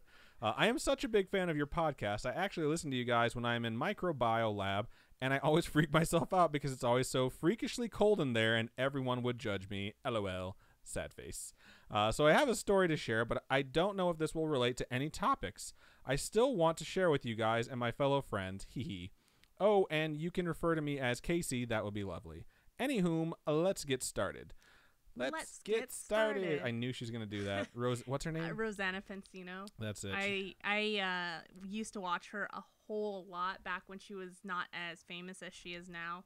And, she always had 2 dinosaurs in the background of her videos having sex with each other. Like, she had 2 toys as dinosaurs. Her background was a bunch of different stuff, kind of how we have a bunch of shit.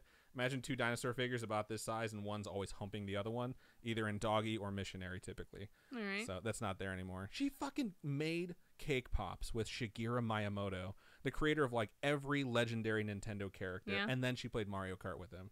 That's so fucking cool. It's so She's fucking cool, dude. ridiculously famous, ridiculously rich, has her own cooking line, and it all stemmed from being a YouTube star. Yeah, who baked? Kill me. Who did cool shit? Ugh. So we're on YouTube right now. I don't think I'm gonna be sitting here talking ghost stories with Shigeru Miyamoto anytime soon, though. No, that'd be so cool. Be like, oh, You know who we need on the fucking show? Hideo Kojima. Yes! Yeah, that would be super fuck, cool. if we could get Hideo Kojima, like, hey, what was the inspiration for the this, the and this? crazy shit we've seen you Oh make. my That would goodness, be super cool. that'd be so cool. So, okay, let's get back to this email and stop just daydreaming about bullshit. So 2 of my girl cousins, let's call them Stacy and Darcy, and I I hear decided Stacy's mom's got it going on. I hate you so much. I saw Darcy and I thought Marcy Darcy. Who's Marcy Darcy? It's from Married with Children. She gets drunk and marries a dude, and like they meet him. His name is Jefferson. He winds up being a mainstay on the show, but she doesn't even know what her new last name is in this episode. She's like, sweetheart, what's your last name?" He's like, "My name is Jefferson Darcy," and she's like, "Marcy Darcy's gonna be my name." It's where they got the Julia Gulia joke for The Wedding Singer, Oh, which is okay. also a really good movie. So I've gotten a sentence more into this fucking email that's super Sorry. long. Okay. She has sisters. We're calling them Stacy and Darcy, and I decided that we should do a quick, fun trip to Cabo, Mexico this summer. Fast forward. Here I am at the airport with Stacy, getting in line for security check. We both were excited and anxious as we would meet Darcy and her fiance in Cabo. We landed and we were waiting for Darcy while drinking some beers with Darcy's fiance's friends. LOL. Uh-oh, SpaghettiOs. Why? Beers and friends, and an LOL. There should be a winky face in there too, just saying you're in Cabo. Orgy. Why wouldn't you? I wasn't going with orgy. I was just thinking like consensual sex. Oh. But who the fuck knows? Okay. Darcy, Jesus Christ, dude. All Darcy right. arrives, and we said goodbye to her fiance as he was there with his boys for a separate trip in a city about an hour away from us. It's like, oh, wah. There goes Robin's orgy. We walked to our shuttle bus and took selfies as we waited for more passengers. We arrived to our resort, and it was definitely not a 5-star resort as we are broke college students, but we managed to find an affordable 3-star resort that was decent on the eyes. 3-star resorts are really That's not good. bad. And gracious with their services. In parentheses, shout out to Darcy's sugar daddy, a.k.a. fiance, though. LOL. He paid for half the rooms. Hee hee. That is really nice. Wow. Sugar daddy's a fun term. Yeah, I need one. Oh, fudge you. Fudge you so fudging much. Your sister, when I was gainfully employed, would always be like, I wish I had a sugar daddy. Mrs. got 2 packages from Amazon every day for 5 years. Let me get back to this before I start on fire from anger right now. Our room was upgraded, which led us to a bigger kitchen, a pull-out bed in the living room, a bathroom outside, and then a master room. A bathroom outside? Don't know. First of all, the bathroom in the bedroom was poorly lit. What the fuck? Was poorly lit. The toilet had a little wall divider and was somewhat far away from the door. So we stayed there 4 nights and 5 days. The trip went by quick, filled with drunk days and nights and adventures to get the best tacos and churros in town. Something I should mention is that the morning of our 3rd day, I woke up with bruises all over my legs. It does sound like you're having a good vacation.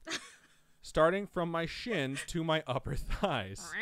I didn't pay much attention because I'm easily bruised. So what is it, bruised like a peach? Is that the expression? Yes. I'm pretty sure that's the expression. I saw someone that likes to go and like use their thumbnail to carve messages in bananas, hoping that people will buy them and take them home. And they get dark. Because eventually that scratch mark will get dark. Something like, I'm in your house. Or it's just, I know what you did last summer. Right? Super creepy shit. Anyways. However, the bruises I would get wouldn't hurt, but these bruises did if I stepped too hard or if it was lightly brushed upon. Darcy said that it was because I was twerking on everyone and everything, and that's how I got those bruises from the night before. LOL. Wow. I shrugged my shoulders and just went on with my life. I really want to toss in a hashtag whole life, but I don't want to offend you. My older sister, is always like, man, I wear that for when I go hoeing around. And she's a mom, like, married with 2 kids. So she just says that like a joke. But it always makes me laugh. That's funny. So it was the last night there, and we were all packing our belongings. Stacy had brought melatonin gummy. I don't know what that is. I don't know. What's melatonin? I don't know. Someone let us know. I know what serotonin is. I know what serotonin is as well. Okay, so I mean, melatonin is something skin oriented. I don't fucking know. That's melanin. Oh yeah, you're probably right. I'm just gonna go ahead and edit out this entire part. So please let us know how stupid we are. If you're watching us live, this will never make the actual show. So we have so many episodes where we record where we're like, wait, who was? And then insert someone we should know. Jamie says melatonin makes you sleepy. Okay, melatonin gummies. That's fucked up. It's like you brought downers in the form of gummy bears. It helps you sleep when you need them. Okay. So, good to know. I'm just going to pretend like I knew that. All right. Stacy had brought melatonin gummies. Isn't it for skin? Fuck you. Shut up. I need to re-record this. I need to mark this now.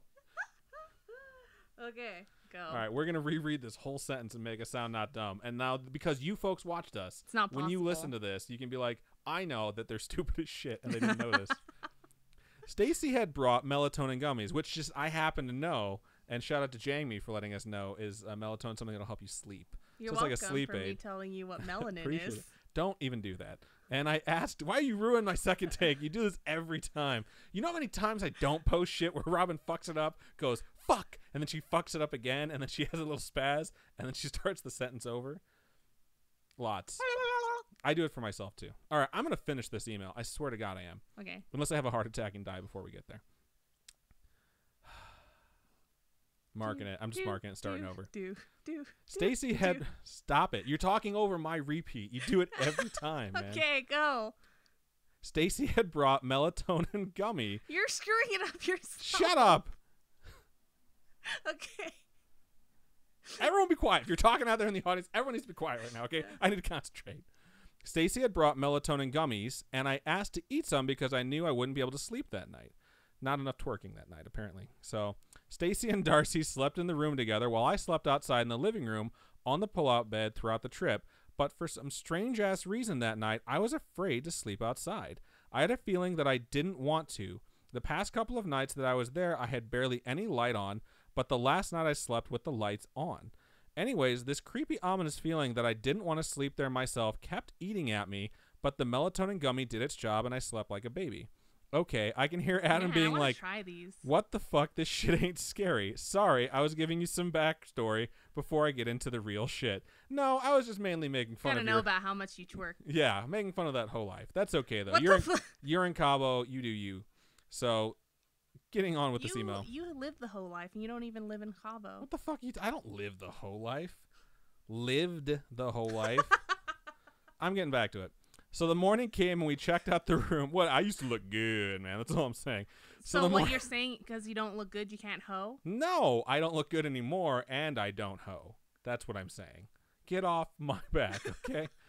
So the morning came. I never went to Cabo and twerked on a bunch of dudes. Not saying I wouldn't. I'm just saying I haven't. So the morning came and we checked out the room and went into our shuttle bus.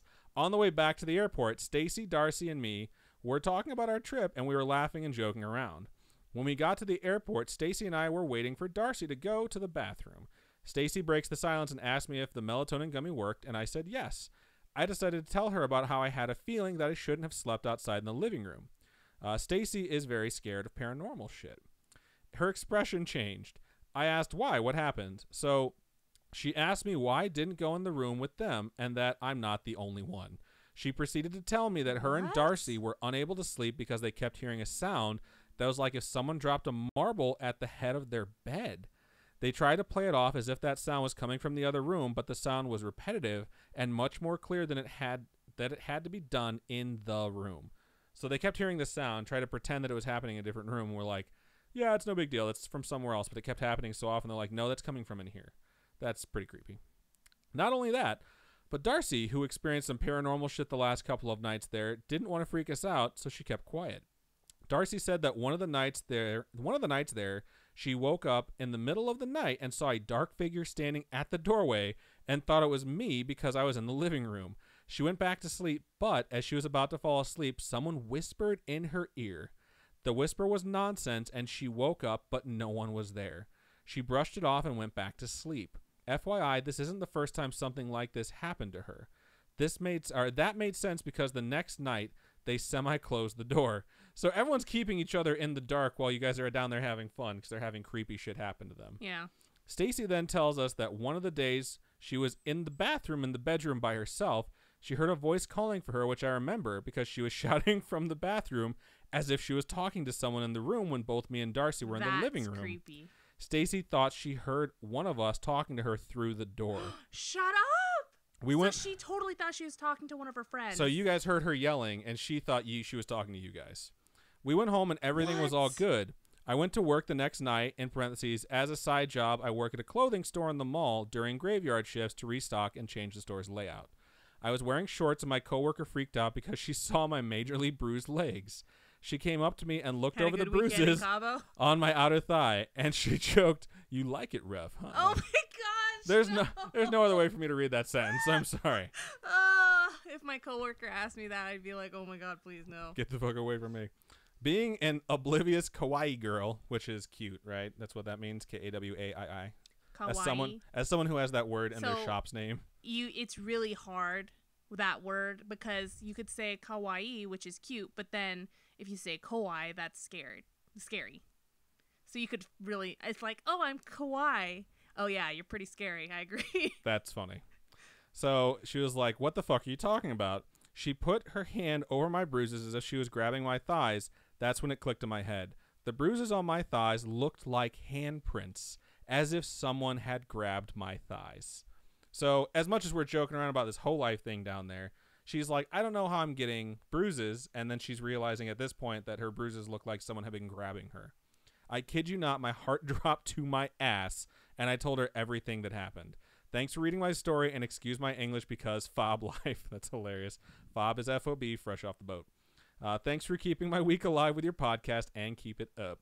Well, thank you. That story is pretty fucking awesome. Thank you so much. We appreciate it. Thank you for being very open, and we don't mean to shame you in any way, shape, or form. No. We're glad you had fun on your trip. we're joking around about the whole life thing. So it's just really, really funny that you're doing this thing and you're like, oh my God, like my legs are super bruised. And then you hear about this shadow person living in this room that you were in. All of a sudden it's like, you have handprints on your fucking legs. Yeah, that's scary.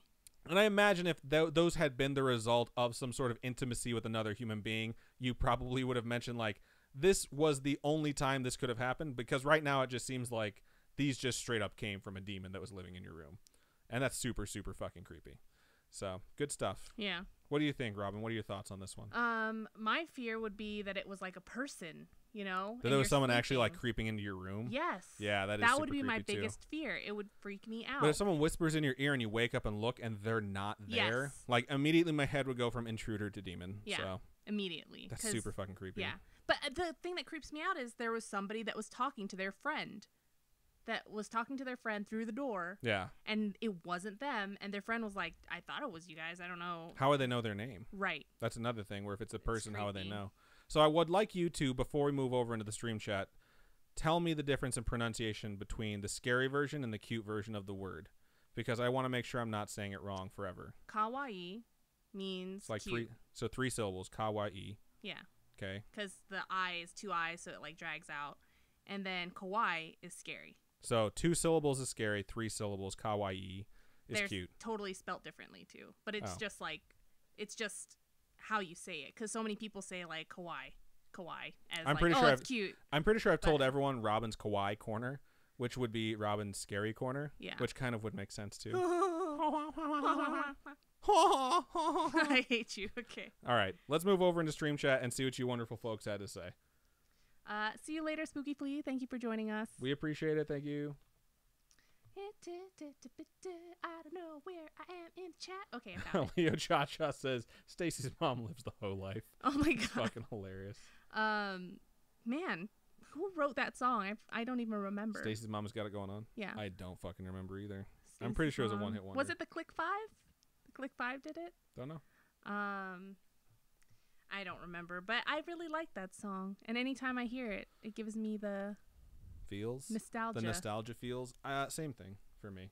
What over here? Someone said something. I'm scrolling up through my YouTube stuff. Let's see. Leo Cha-Cha said, I'm surprised while you guys were in NYC, you didn't check out something haunted there.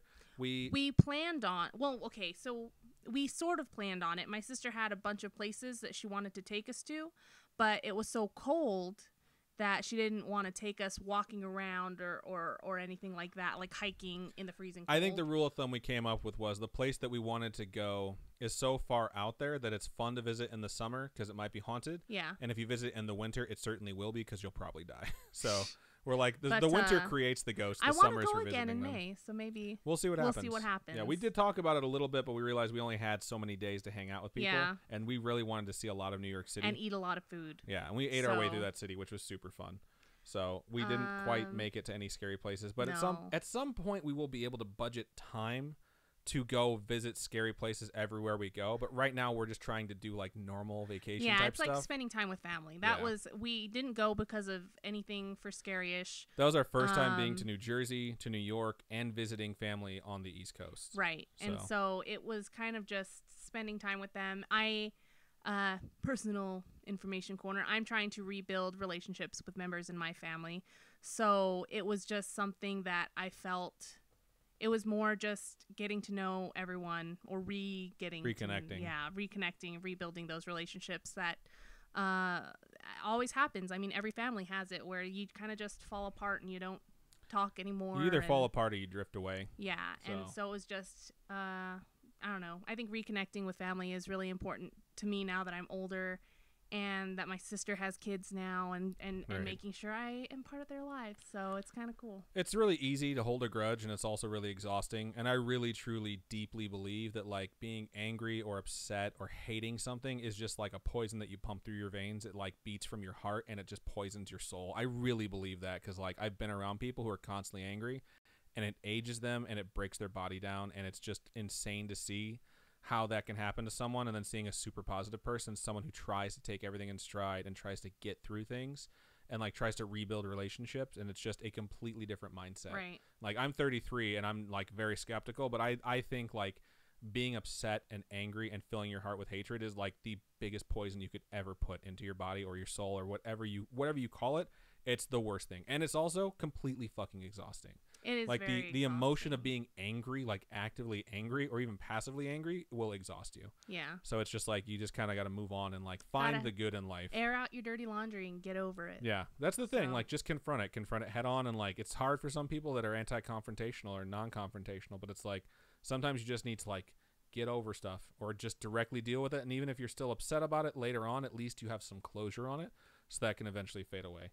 And that's not exactly tied to what Robin's doing. That's more my personal shit. Yeah. But I mean, that's just sometimes what you have to do. Mine is being angry from when I was really young, and now that I'm way older, I'm like, man, I didn't have these relationships with all my family members because family drama. And so it's like, I'm old enough, I'm independent, I can do what I want. Yeah, and now it's like I can choose to rebuild this relationship and be happy. Yeah. Which is a So- great thing. It is a great thing. All right, on to more uplifting things. So let's look over into the stream chat, because I know a lot of the people probably in the YouTube chat were like, you are a moron. It took you 5 takes to get that sentence yeah, out. Jangmi says leave it in, all of it. It's funny. I think I might have to, because it's just so absurd. Let's see. Girl Panic says YouTube will have all the receipts. That's funny. But Glitch Grim says, no, those Star Wars don't count, LOL. That's hilarious. And then Leo Chacha, I'm not sure exactly at what point they said this, but I think it applies to just about everything Robin said during that email, says, Robin, you dirty. I can't help it. My mind goes to certain places. Let's see. Meadow says your baby pill song. And then Valley. Don't forget to take your baby pill, or I'll kick you down the stairs. That's so fucked, dude. You'll remember your baby pill, I'm just saying. Oh my god, that's so horrible. Someone's gonna flag you like, man, what a piece of shit. I don't know. I think a lot of people already flagged me as a piece of shit, so no big deal. Right. Leo Chacha let us know melatonin is a chemical in our body that helps us sleep. Good thing to know. Also, someone said take 3,333,333, and then take 4. And then there's some Stacy's mom jokes and stuff like that. Let's see. We should do a meet and greet Meadow in New York City. Let's see. Bowling for Soup was the one that did 1985, and Fountains of Wayne is the one that did the actual Stacy's mom. That's what Meadow said. Okay, good to know. Kaylee over in YouTube says, found more spider pics for you, Adam. Happy smiling face and crying face. I really don't like them. Oh, but then Carly says Bowling for Soup did Stacy's mom too. So I don't know. I have no idea.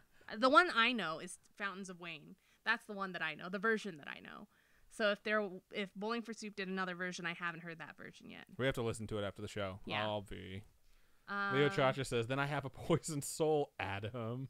Well, I don't know. Maybe your soul can endure it. I'm just saying, like, move past the shit that makes you angry. Just leave it in your rear view. I'm not saying that you repair a relationship. Some people, you have to completely cut out of your life. Like, extricate yourself from, like, that horrible shit that's being pumped into your life.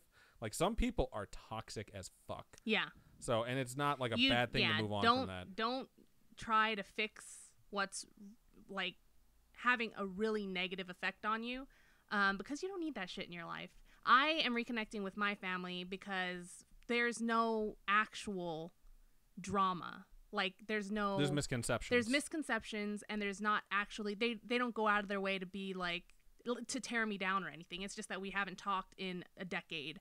And now that we're all almost 30 or over 30, we're like, our parents don't rule our lives anymore. We can actually talk like cousins and stuff like that. So, but if they're negative to you and they're like just tearing you down as a person and they're not supporting you, you don't need that. That's the opposite of what friends and family should be. So it's just my like, cousin's been very, very, very, very supportive of the show. Yeah, and that's incredible. It's absolutely incredible, and I'm absolutely thankful, and that's why I felt like I need to rebuild some relationships, because if he can be incredibly supportive, why can't I?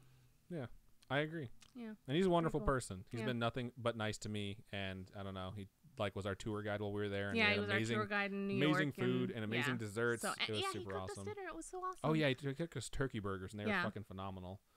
Kaylee over in YouTube says, it's exhausting, and so I decided to forgive my ex and just move on. And I think that's a good thing. Like, the whole forgive and forget thing, some people are like, oh, I'll forgive, but I'll never forget. Yeah. It's like, I understand that, but it's like, get to a point where you feel comfortable, where you don't have to look back on it and we're just not therapists. feel your blood boil. We're not therapists. I'm just telling you, like, as a person, like, I have like lost nights of sleep. I have paced back and forth for being angry about something that I couldn't directly deal with. And it's like either I had to just let it go and move on and just say like, you know what, I don't care anymore. Or I had to directly confront it and be like, I have to deal with this even if I don't want to. Yeah, like being cheated on. You just have to. For me, I just had to get over it and like be not like, me. I'm. If anyone's asking, that was not me. No, it wasn't him. No, but it's like they're a reason. They're my ex, but it's like you had that happen to you. Don't blame yourself. Get over it. Get over them, move on, do your thing. Yeah. Don't put up with it. Live a good life. That's the best revenge. Yeah, just it's such a cliche thing to say, but you just knowing like, and you can live a life out of spite sometimes just for a little while until you're on the right track and be like, it must really bother them that I'm happy. Yeah, just be happy. Just live your life happily and don't let people tear you down. Leo Chacha says, sorry, friend. After 3 times, I have to cut them out. I don't hate people. I don't hate them. I just choose not to have toxic people in my life. You don't need toxic Everyone people has in a your threshold, and like that's totally fine. There's nothing wrong with being like, I've cut people out of my life completely just because I've been like, look, they had their chance. They could have been in my life. They chose that they would rather be a piece of garbage. So I'm choosing that they just don't get to do that anymore. And that's not a horrible thing. And at some point, if they make the choice that they want to reconcile and be a better person, it's like my biggest thing for myself is like give them another shot. But don't go into anything like lying to yourself. Like know that this could be a mistake. So, yeah. Let's see. This is all YouTube stuff. So. Thanks for making me choke on my lentils while you sang your baby song. You're welcome. Kaylee, ha ha ha. The literal face you made when you read my comment, like, fuck no. Yeah, my face is very emotive. So, yeah, sorry about that. Anthony over in YouTube says, my restroom is scary. I don't know if that's because it's creepy or haunted or because you do a lot of damage in it. But either way, that sucks. Okay. Wise words from Dr. Adamant Robin, says Kaylee. Alexander says, I had troubles with an old best friend. Things got really, really bad on both our parts. I try to apologize, but it's not accepted. But even then, I still wish him the most amazing, happy life. I have been the culprit in messing up relationships in my past too. Yeah. And like, cause I had some shit I had to work through in like middle school and high school. And I've been lucky enough that when I went to apologize, people have told me like, it's cool. Like, and then we've moved on and been friends because of it.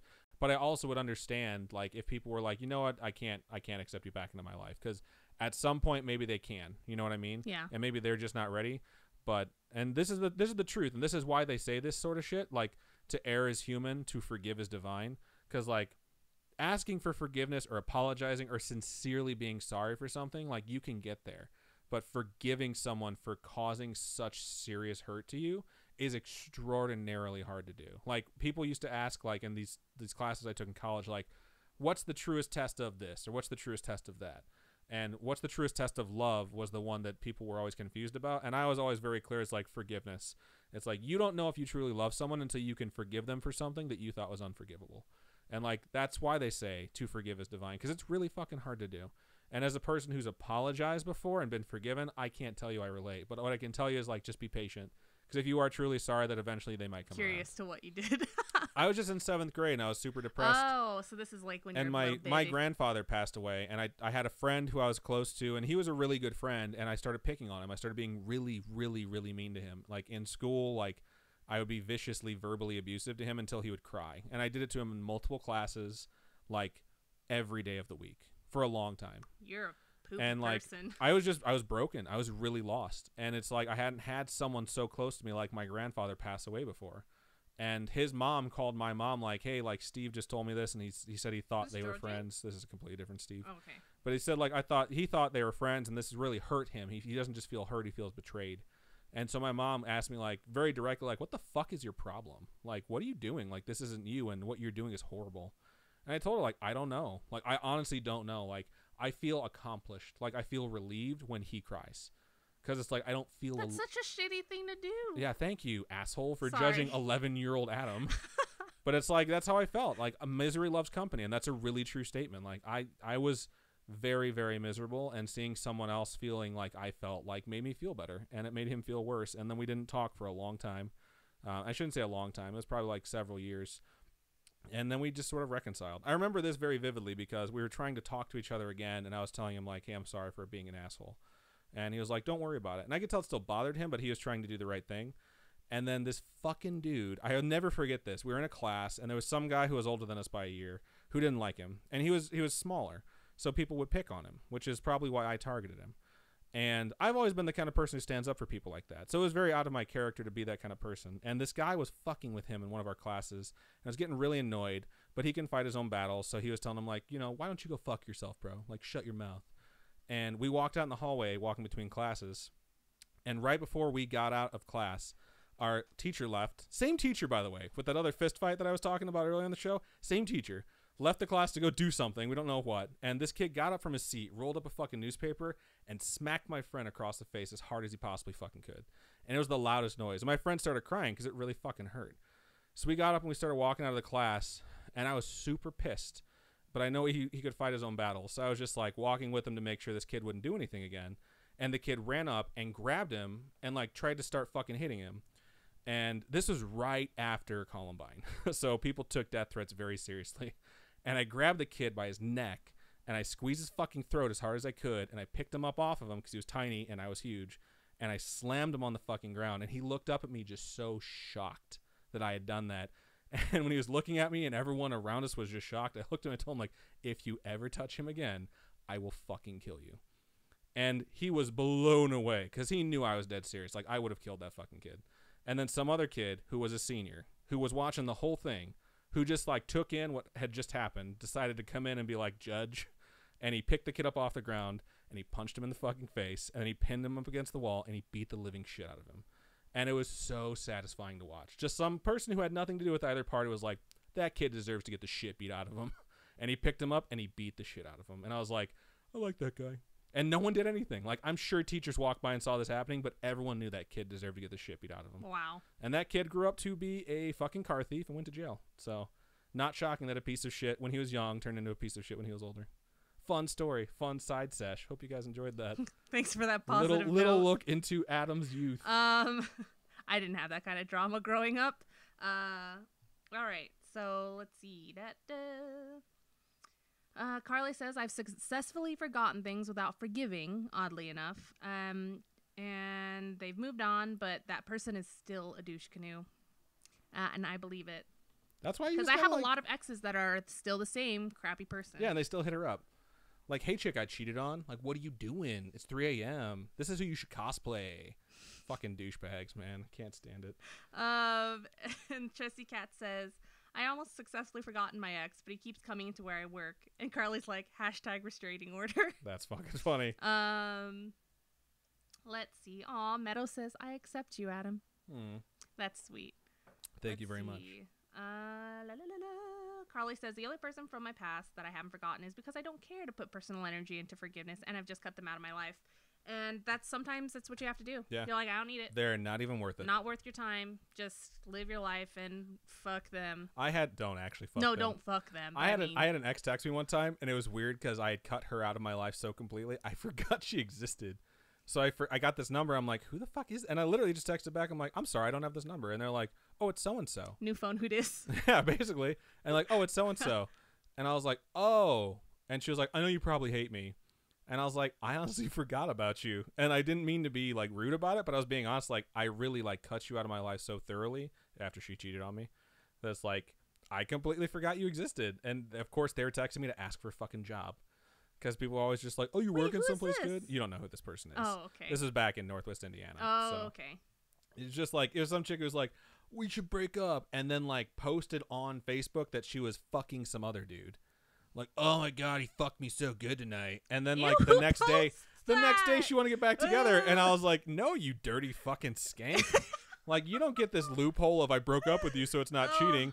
And I just told her like, no, dude, we're done. Like, I'm good. And I just fucking like blocked her on everything and deleted her number and was like, I'm done with this shit. I'm not going to work. That type of stuff, she was just like a fucking 22-year-old. I was like 23. I think she was 22. She was just a stupid skank, you know? So I was just like, no, dude. This isn't like, women shaming. I know Adam's using terms that dudes can be use. skanks. I'm just saying. What? I just like skank. Like, I feel like we shouldn't be using terms like that. That's not even whole life.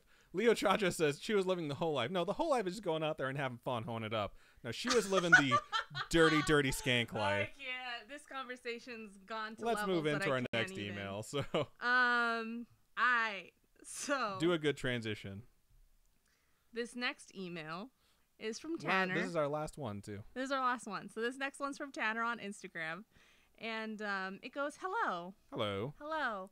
I wanted to share a quick story about some small horrors of my childhood, and you can share this on the podcast. Thank you.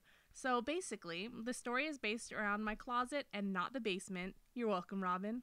Thank you. Okay, so side note. Uh-oh. My sister has a basement, and her washer and dryer are in the basement. She refused to go to this basement. I didn't go down there the entire time. She would not go down. It was a normal basement. I made an effort to not look towards the door of the basement either. I went down there. It was totally normal. There was like washer, dryer, storage for all your stuff. And I'm like, we would have so much more storage space if we had a basement in our home, but we don't. And it's just like basements are nice. And they're like shelters. They're storage space. There's like little girls who live down there in white dresses with long black hair that talk about how they watch you when you sleep. And they describe Robin very vividly. And I was like, you're so sweet. Shut up. So fun stuff. Stop being douche.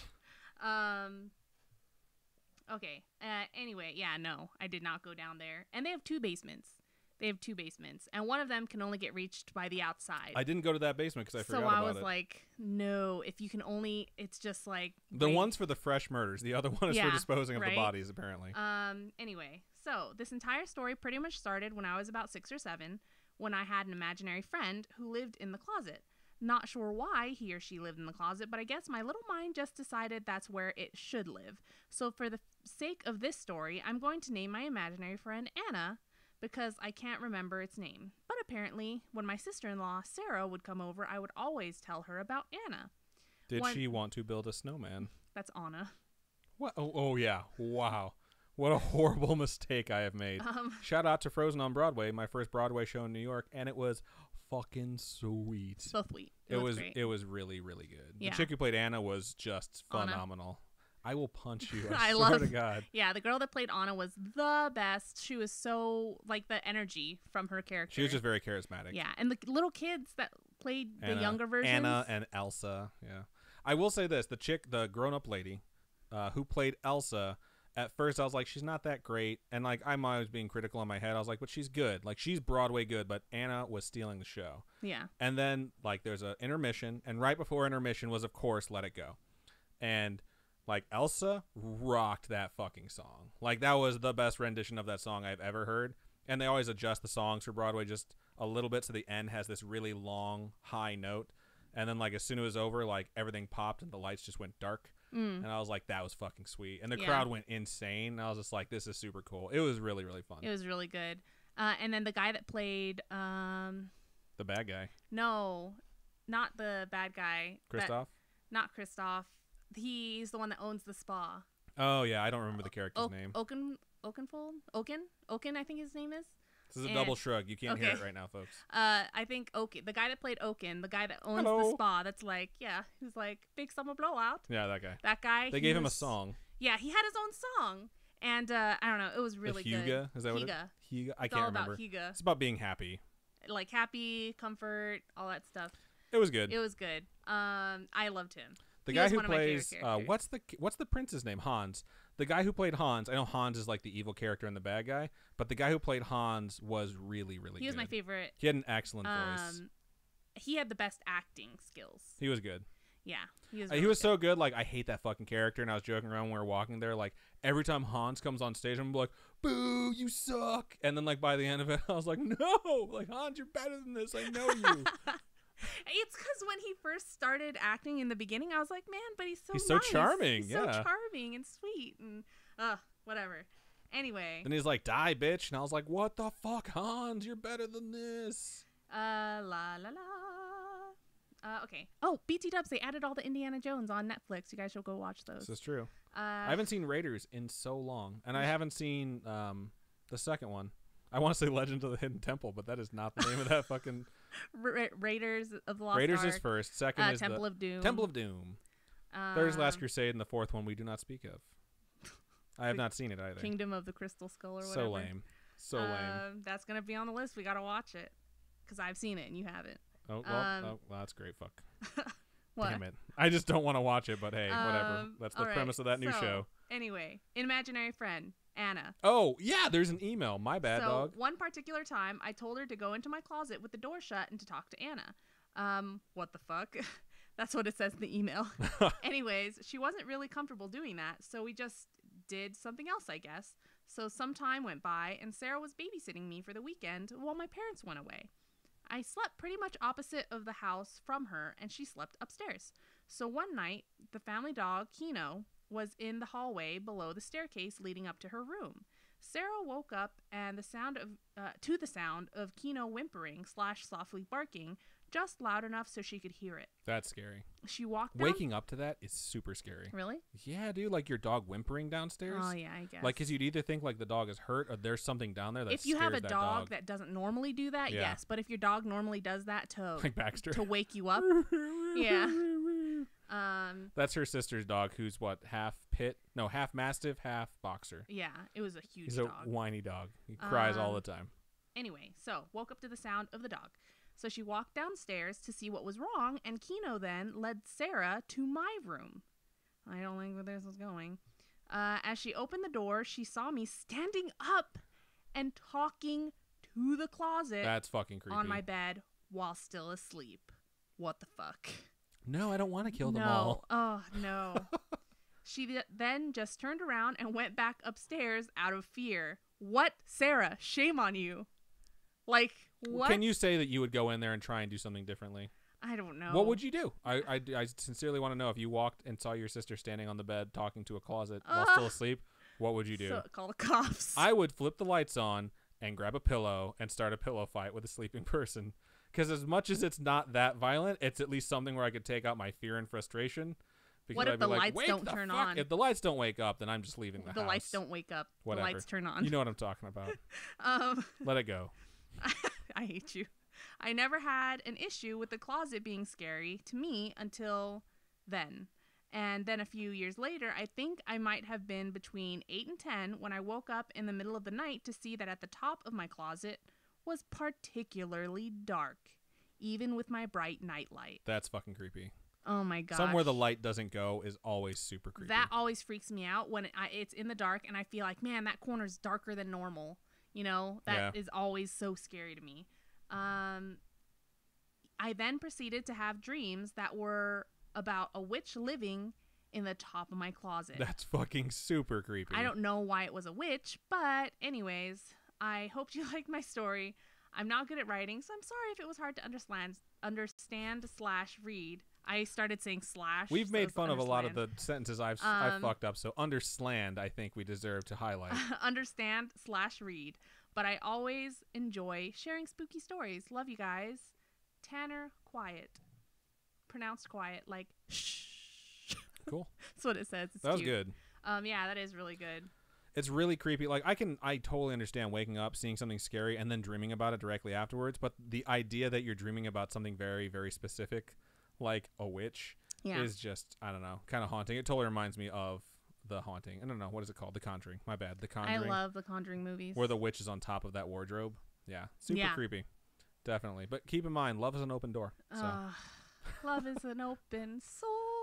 That's the way I sing it when I'm upset. Love is an open door. All right. So, to the chat. Let's look over at the chat. Let's see. Alexandra over in YouTube says, I don't have a basement, but I do have the murder room that you can access through a small door at the back of the garage. I'll have to tweet it to you. Please do, because I'm curious to see what this murder room looks like, because that is creepy. Yeah. Carly, Zwazzle says, it's not shaming if it's based on truth rather than assumptions, talking about the whole women shaming. But Carly says, I think Robin giving that explanation was just because terms like skank and such are typically only used when referring to women, like calling each other bitches. I will say the reason I don't identify that as only being referred to as women is because I am called a skank every day of my fucking life by this chick over here. You're such a hooba skank. 100% true. She answers the phone, what's up, skank? Or she'll call me a slut. She calls me a skank or a slut. But you're my slut. I am not a slut okay. anymore. I like that you have to put it in parentheses. Parentheses. This is the universal sign for parentheses. It is. Not really. Probably not. It's usually just quotes. The quotations and parentheses are very different. Quotations imply that either you don't believe something or it as like directly being quoted from someone. parentheses is like, you whisper it. Oh, really? To me. So Chessy Cat says Frozen is such a good show. I got to see it when they did the previews here in Denver. I really want to see more live shows. I do too. I want to see the Book of Mormon. I think that'll be really great. Leo Chacha says, in my bedroom closet, there is a tiny door. It freaks me out. Why do people build those fucking things, man? It's so creepy. It's to let the demons in. I hate you so much. Or get into John Malkovich, if you've seen that movie. Chessy Cat also says, the way they do Elsa's powers was the bomb.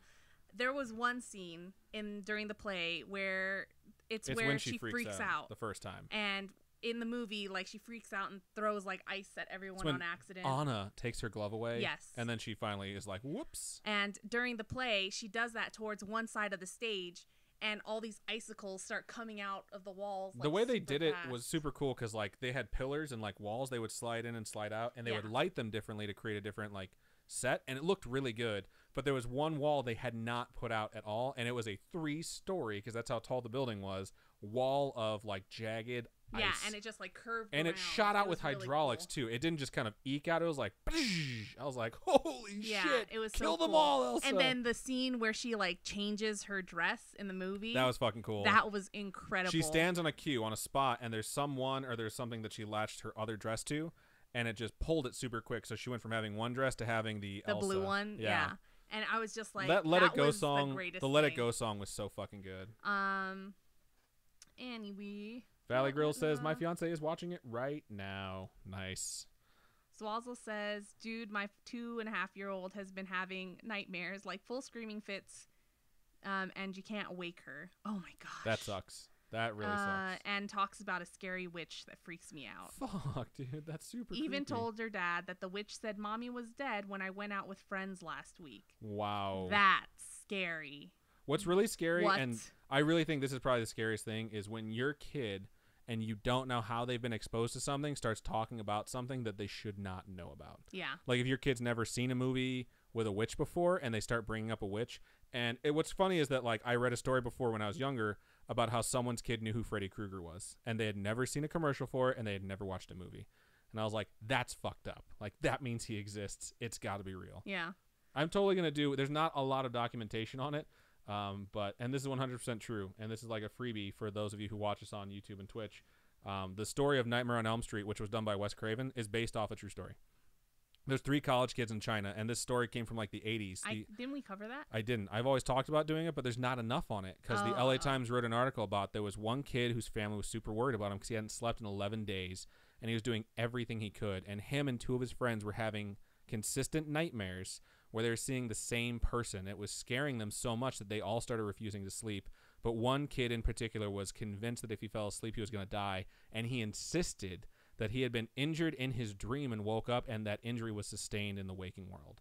And he was terrified. And guess what? His family made him sleep, and he fucking died. That's crazy. And then his 2 friends fell asleep, and they fucking died too. It was an isolated incident, but it freaked people out so bad that story got out of China, was written about in the LA Times in like the 80s, and Wes Craven read that article on a plane ride and was like, I have an idea for a movie franchise. And that shit is fucking terrifying. Yeah. So I really want to do more investigation, but there's not a whole lot you can dig up on a death in China from 1980 or whatever. Yeah. So it's kind of hard to find stuff on it. Maybe when we can travel, based off of how super popular Scarish gets, we'll take a trip out there and see what we can dig up. Was there anything else on YouTube? Let me check really fast. Yes, there is. Also, congratulations to Glitch for getting your new job. Congratulations. I think that's awesome. Way I to know you were bounce back. worried for a second there, but I'm glad it worked out. Leo Chatra says, love is a herpes sore, which is another good way to sing it. It says love is an open door. Love is a herpes sore. You're looking so confused, like you've never heard this song. Love's an open door. Oh, I see. Okay. Oh my God, man. Sorry, my brain is tired. Alexandra says, we call it the murder room because the lovely lady we rent the house from just seems too happy that we took it off her hands.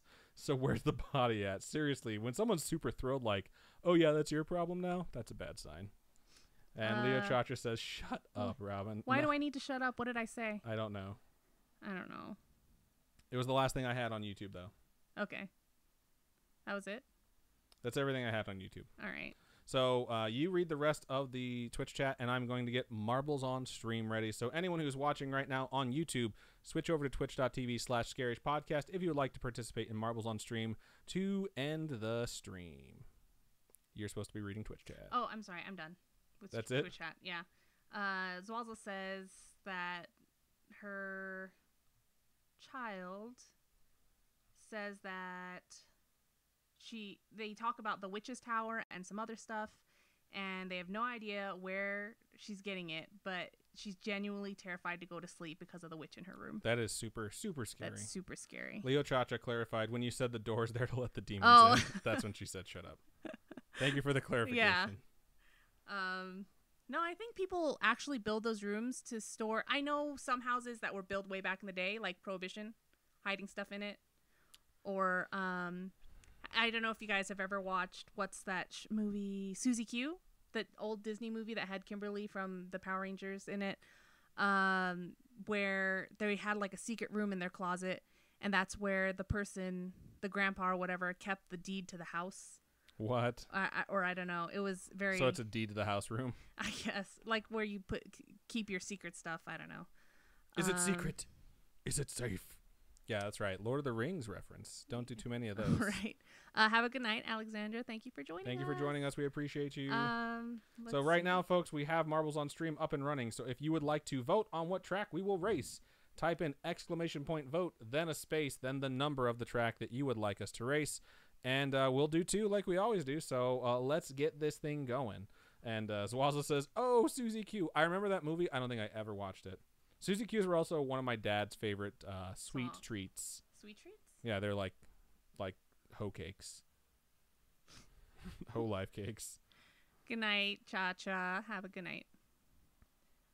I'm so glad so many of you guys are joining us. Like, these live shows are so fun to do with everyone, so you guys are so awesome. I agree. Let's see. I'm going to try and pick one that we have not done yet. How can you tell if we've done it before? You can't. Just you have to remember. I did 27. I'm going to do 29. Ooh, someone asked a question. I can't read the question. Only you can. Okay, well, hang on. I'm voting.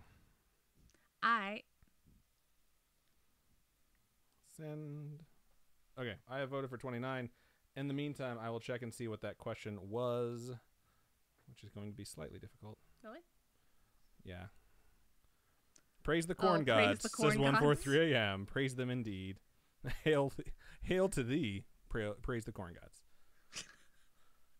God's looking down like, man, what the fuck? I wish I could hit this fucker with a lightning bolt right now. I'm sure God would have done it a long time ago. I shouldn't say if he could have, if he really wanted to.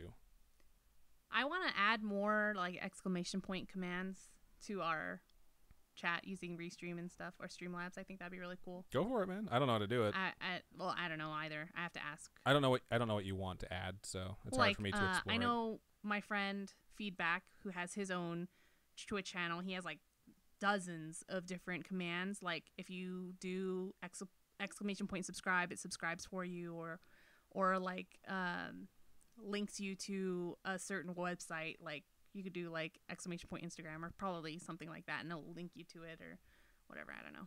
Probably something like that. Makes you sound super certain of these things. He told me how to do that. We should do stuff like that. But you know. Right on. So we only have 12 votes right now. We have 35 people, it seems like, watching the stream right now. So we have a tie. And I'll probably pick the one that I didn't choose because I don't want to be a douche like that. So you guys have a couple more seconds to get your votes in before we're going to go with... I might just click random map if we're on tie. Carly says there's new kitty pictures. I love them. I love animals. 143 AM says 39, yo. So... Swampy Boy got a new frog. Did you see? I did not. It's like a cute, chubby little frog. My phone app, every time, I was going to say Swampy Boy, every time that Discord updates, stops giving me notifications. I have to go back in there and update it. So I haven't had updates in 2 days, which means I probably have like 100 notifications from the Discord. All right. Still at 12 votes. Let's pick just one. Do random. I'm going to do random map. We're going to see what happens with random map because we finished with a tie, and we'll go from there. So here we go. Number 23, The Factory, which I don't think anyone voted for. So if you'd like to join in and have a marble on stream, type in exclamation point play. All right, meow. Exclamation point play.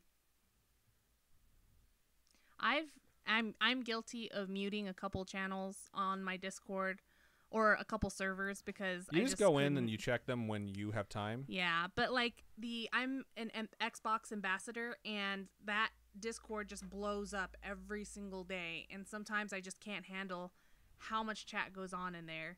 So I just mute it and never really check it unless it says like add everyone. You know what I mean? I am not judging anyone by any means, but I always think it's funny we have more marbles than we have votes for tracks. It's like some people are like, I don't care what we race, I'm just gonna race. I want to go fast. I want to go fast. So we have 16 people joined in currently. So we're going to give you about 10 more seconds before I click start, and then you'll have another 10. So yeah, exclamation point play so you guys can join and hopefully win some stickers. I would like to survive this week because I've been doing really well collecting points, slow and steady, not winning for the season. But it stunk because I died both times last week. So I'm going to go ahead and click start. There's 16 people in. If you would like to join right now, exclamation point play. You have 10 seconds left to do it. Let's take a preview of this track and see what we're in for. That looks fucking insane. That does too. So this is going to be brutal. So let's just go ahead and get it started. Here we go. Here we go. So it looks like someone named The Robin Grace jumped out to an early lead. Yeah, But boy. Meadows is also right there. Valley Grill's on the other side. Someone just dropped straight through. It was Jang Mi. She has hacks. And Jaxie Babe is right there as well. Meadows is following close behind. This is a really weird way to start it. It's like a funnel and then Plinko. And Jang Mi is in the lead, even though it says Carly and Girl Panic. Although Neon Cars is right there. And some guy named Malum and Meadows are right on top of each other. That sounded weird, but hey, it's okay. Alice in Wonderland has died. It looks like Meadows is in first place, then me, then Jang Mi. But this is actually a tight race, which is good, because last week's we had like just runaway winners both times. Wow, we all almost just died together, so that was kind of scary. Meadows At is in least I first wouldn't place die still, though. alone. Did you die already? No. But if we had died all together, Oh, least I you wouldn't weren't die in alone. that group of people who were almost going to die. Then I would have died alone. Sad face. Jang Mi, man, you're going fast. Oh no, so are those blades. This is scary. Are But those mallets? yes. Oh man, they're just there to knock you. Ooh. Oh, that's so scary. Who's making it through? Jaxie Babe is cruising through, was not hit by any mallets, Wow. and is taking these like booster shots. Oh no. I don't know how this is gonna work. Okay. Whew. This is weird and terrifying and like Wow. anxiety ridden. God. This is not a shortcut. Oh my god, you survived. Wow, that was super fucking scary. I think you might get track record. Jang Mi back there has been eliminated, which is super sad. Hopefully you can avoid these pulsating rods and not get launched off the level. This is really nervous. Yeah, it's giving me anxiety. You have made it through. Congratulations. I think Jaxie Babe is going to I was going to say die, is going to win. Glitch Grim, however, just died. Valley Girls just died. The Robin Grace just died. We have a lot of people dying. That was a lucky shot. I can't believe you skipped so much of this. That was a lucky shot. Congratulations, Jaxie Babe. I think this is their first stream. Their first stream. And they won. Congratulations. Some people have been waiting around to win for a long time, but you yeah. pulled it off on this first one. Congrats. Email us at storytime@scarish.com and email us your mailing address so that we can send you some Scarish sticker stuff. Looks like Neon Cars and Chessy Cat. Neon Scars and Chessy Cat are trying to finish out the race as well. They've made it through, so it's just a matter of time before they trickle in. Zwazzle's trying to make a straight line through this without dying. And they have. Who is next? 143 AM and Abe's Monster are both trying to make it through and collect some points for the season. And I believe they have both survived as well. Ulri, Malum, Carly, and Meadows. I just died, son of a bitch. Everyone else has made it through, so we should be finishing out this race and getting some point totals here. I think I might have landed. I got launched in the air, and I somehow landed over here. Wow. And finished 5th. So that was some lucky bullshit, but hey, I will take it. And there we go. That is the end of the race. Jaxie Babe collects their first win and 7 points for the season. It looks like I am up to 18 points. Glitch, even though Glitch died, is still leading at 22 points for the season. That is ridiculous. We have no season reward. We should talk about that. Yeah. Might want to. It's just been so far pride and really, really fun. But well, we never know when the season ends, too. we don't ever know when the season ends. But yeah, that was a fun first one. So, and it's kind of fun that we picked random on that. But let's jump into it and do one more to end the stream. So again, folks, we can go in here and vote on the track, and then we'll get going, and then we'll wrap up the show. But go ahead and vote with exclamation point vote, space, and then the number of the track you would like to race. Okay, what do I want this time?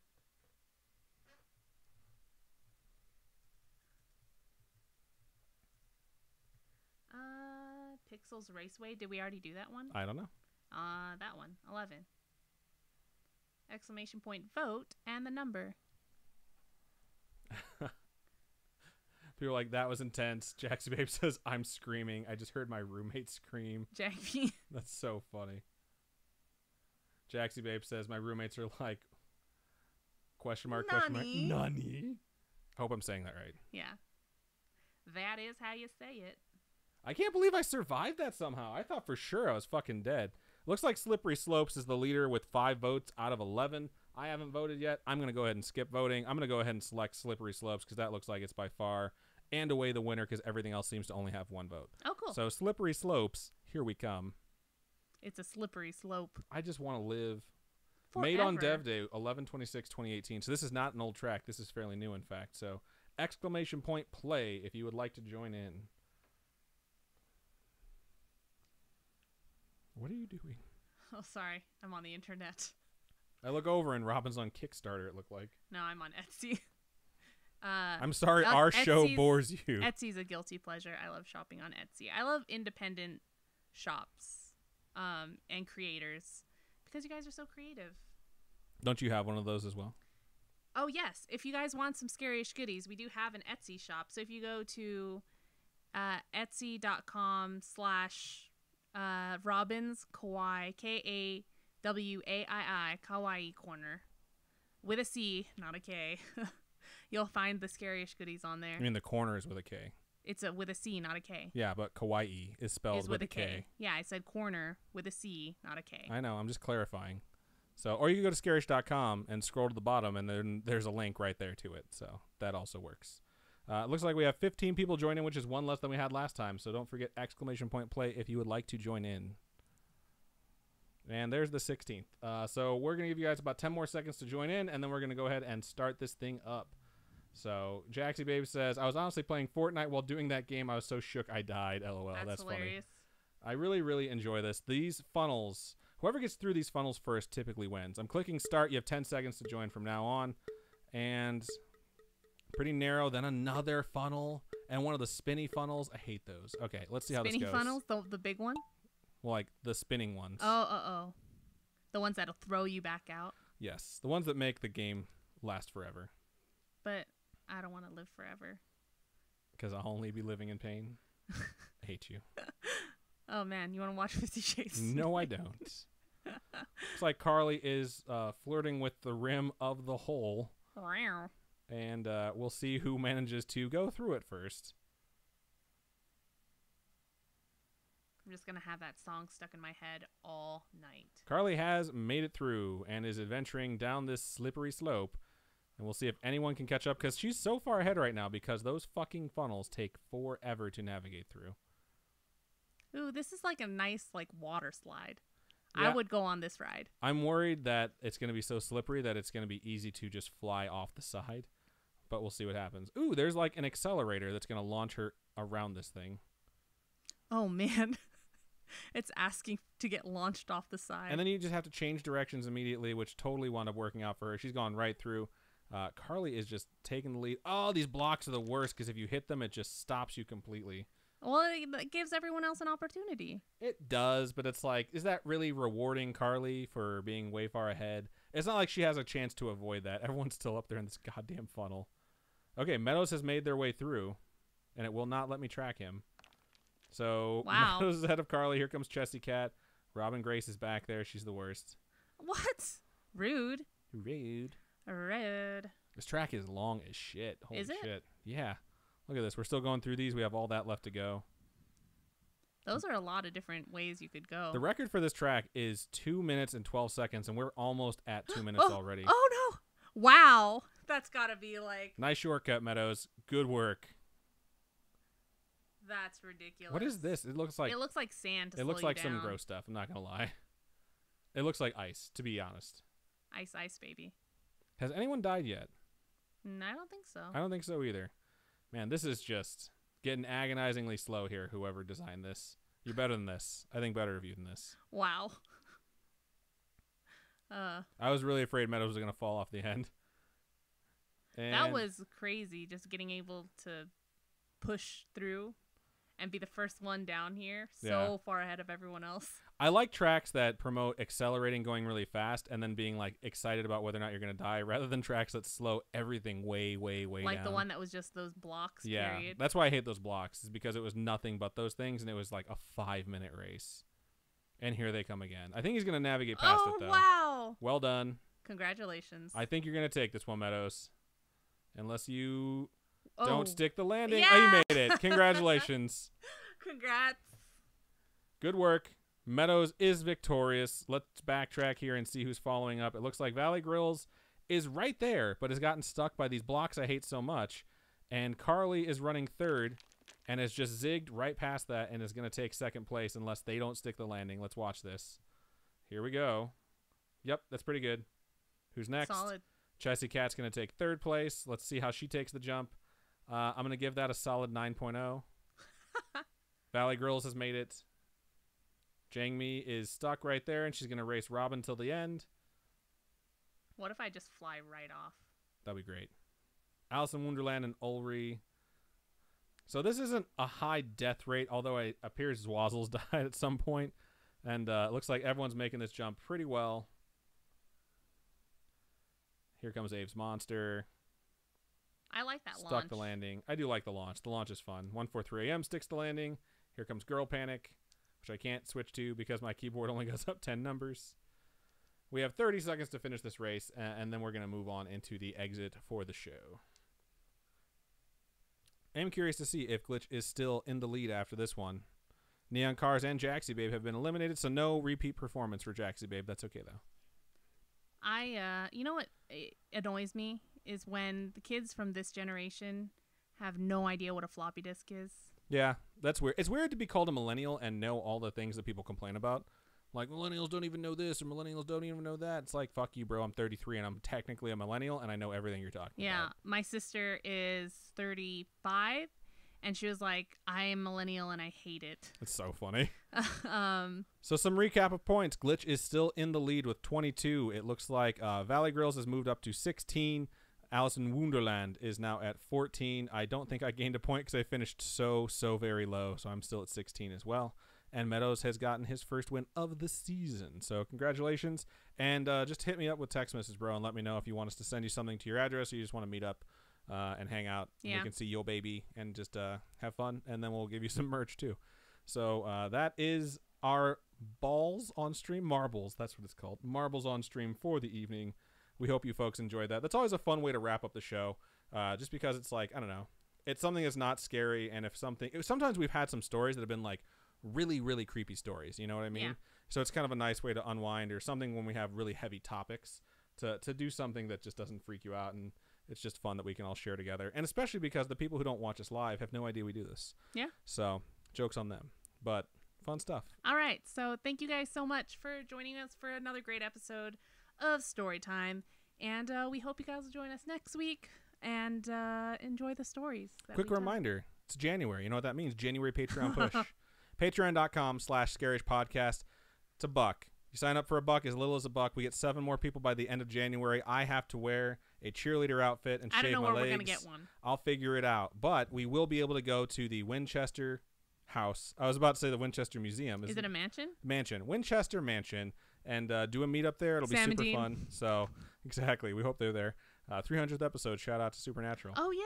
Congratulations. 300th episode. That's a lot. Yeah. A lot of episodes. Shows typically don't get there. So, it's pretty cool that a premise that is kind of cheesy has managed to last that long. Anyways, patreon.com. Sign up. Become a patron. For those of you who've been holding off, now is the time to go do that. Robin, if people want to donate to us when we're not live on air, do one-time donations, what are the ways that they can do that? You can go to ko-fi.com, ko-fi.com/scaryish-podcast, and those are all one-time donations that will go to helping us upgrade our studio setup, which is great. And then obviously here, twitch.tv/scaryish-podcast, there's a link at the bottom of our page, and it'll link you guys to our donations. Just click donate. It should take you right there. And then Patreon. Exactly. So we got a lot of options for you, and anything you guys do helps, even just sharing the episodes, giving us 5-star reviews on iTunes or wherever you listen to us. So. Yeah, anything you can do definitely helps. We appreciate everyone that listens. Thank you, folks, so much. Someone messaged us and said, You read my story. Thank you so much. Like my family all wants to know now, and I checked the download numbers, and our downloads jumped because it looks like a lot of the family members downloaded multiple episodes. So that's just super cool to see someone say like, oh, I shared your show with like my family so they can hear this story, and then all of a sudden like I can visibly see on our statistics like, oh, our download numbers went up, and it's because of one person. That was one person that did that. So we appreciate all of you that have done that for us, and it means a lot to us. And if you have a homegrown horror, which is like spiritual, paranormal, or even just funny or creepy or coincidental or superstitious, anything that happens. I love the ones that end up being hilarious. They're so much fun, and we appreciate when you guys share those with us. And email storytime@scarish.com, or go to our website, scarish.com, and click on Contact Us. Fill out that form. It comes directly to us. It works really well, and it's super fast for you folks. And honestly, like, you can go to facebook.com and message us. We respond to everything we get there. There's no automatic response, which we should probably set up, but we like to have the personal touch of it. It's one of us or both of us responding to you folks. If you message us, you can facebook.com/scarishpodcast and click like on the page, join the Spooky Friends group there. You can post there if you want instant feedback from the community. Some folks will tell us stuff like the superstition, the hashtag superstitious. Yeah, we love hearing your superstitions. We've got a lot of them. They've been really, really cool to hear. My mom was telling me some earlier today, so I too. think we're going to compile them, like Adam said. Yes, and we're going to read them on the next topic episode, which should be out on Tuesday. And we'll let you guys know, like, kind of a recap of the superstition thing to let you guys know what you've reached out to us with. And if you want to reach out to us through the other Instagrams, the other social medias, Instagram is @ScarishPodcast, Twitter is @ScarishPod, and Discord, just go to scarish.com and find the Discord link, and it'll take you to that. So, and we have our own personal Twitters and Instagrams too, if you guys want to follow our personal ones. That's true. Yeah, I'm at the Adam Diaz and everything. And I'm at the Robin Grace. Twinsies. Oh my God, twinning. And I think that's just about everything we have. So thank you to everyone who sent us your stories, and thank you to everyone who watched or listened. We appreciate all you folks. So do you want to take the sign out? Keep on creeping on, and we'll see you guys next week. Bye.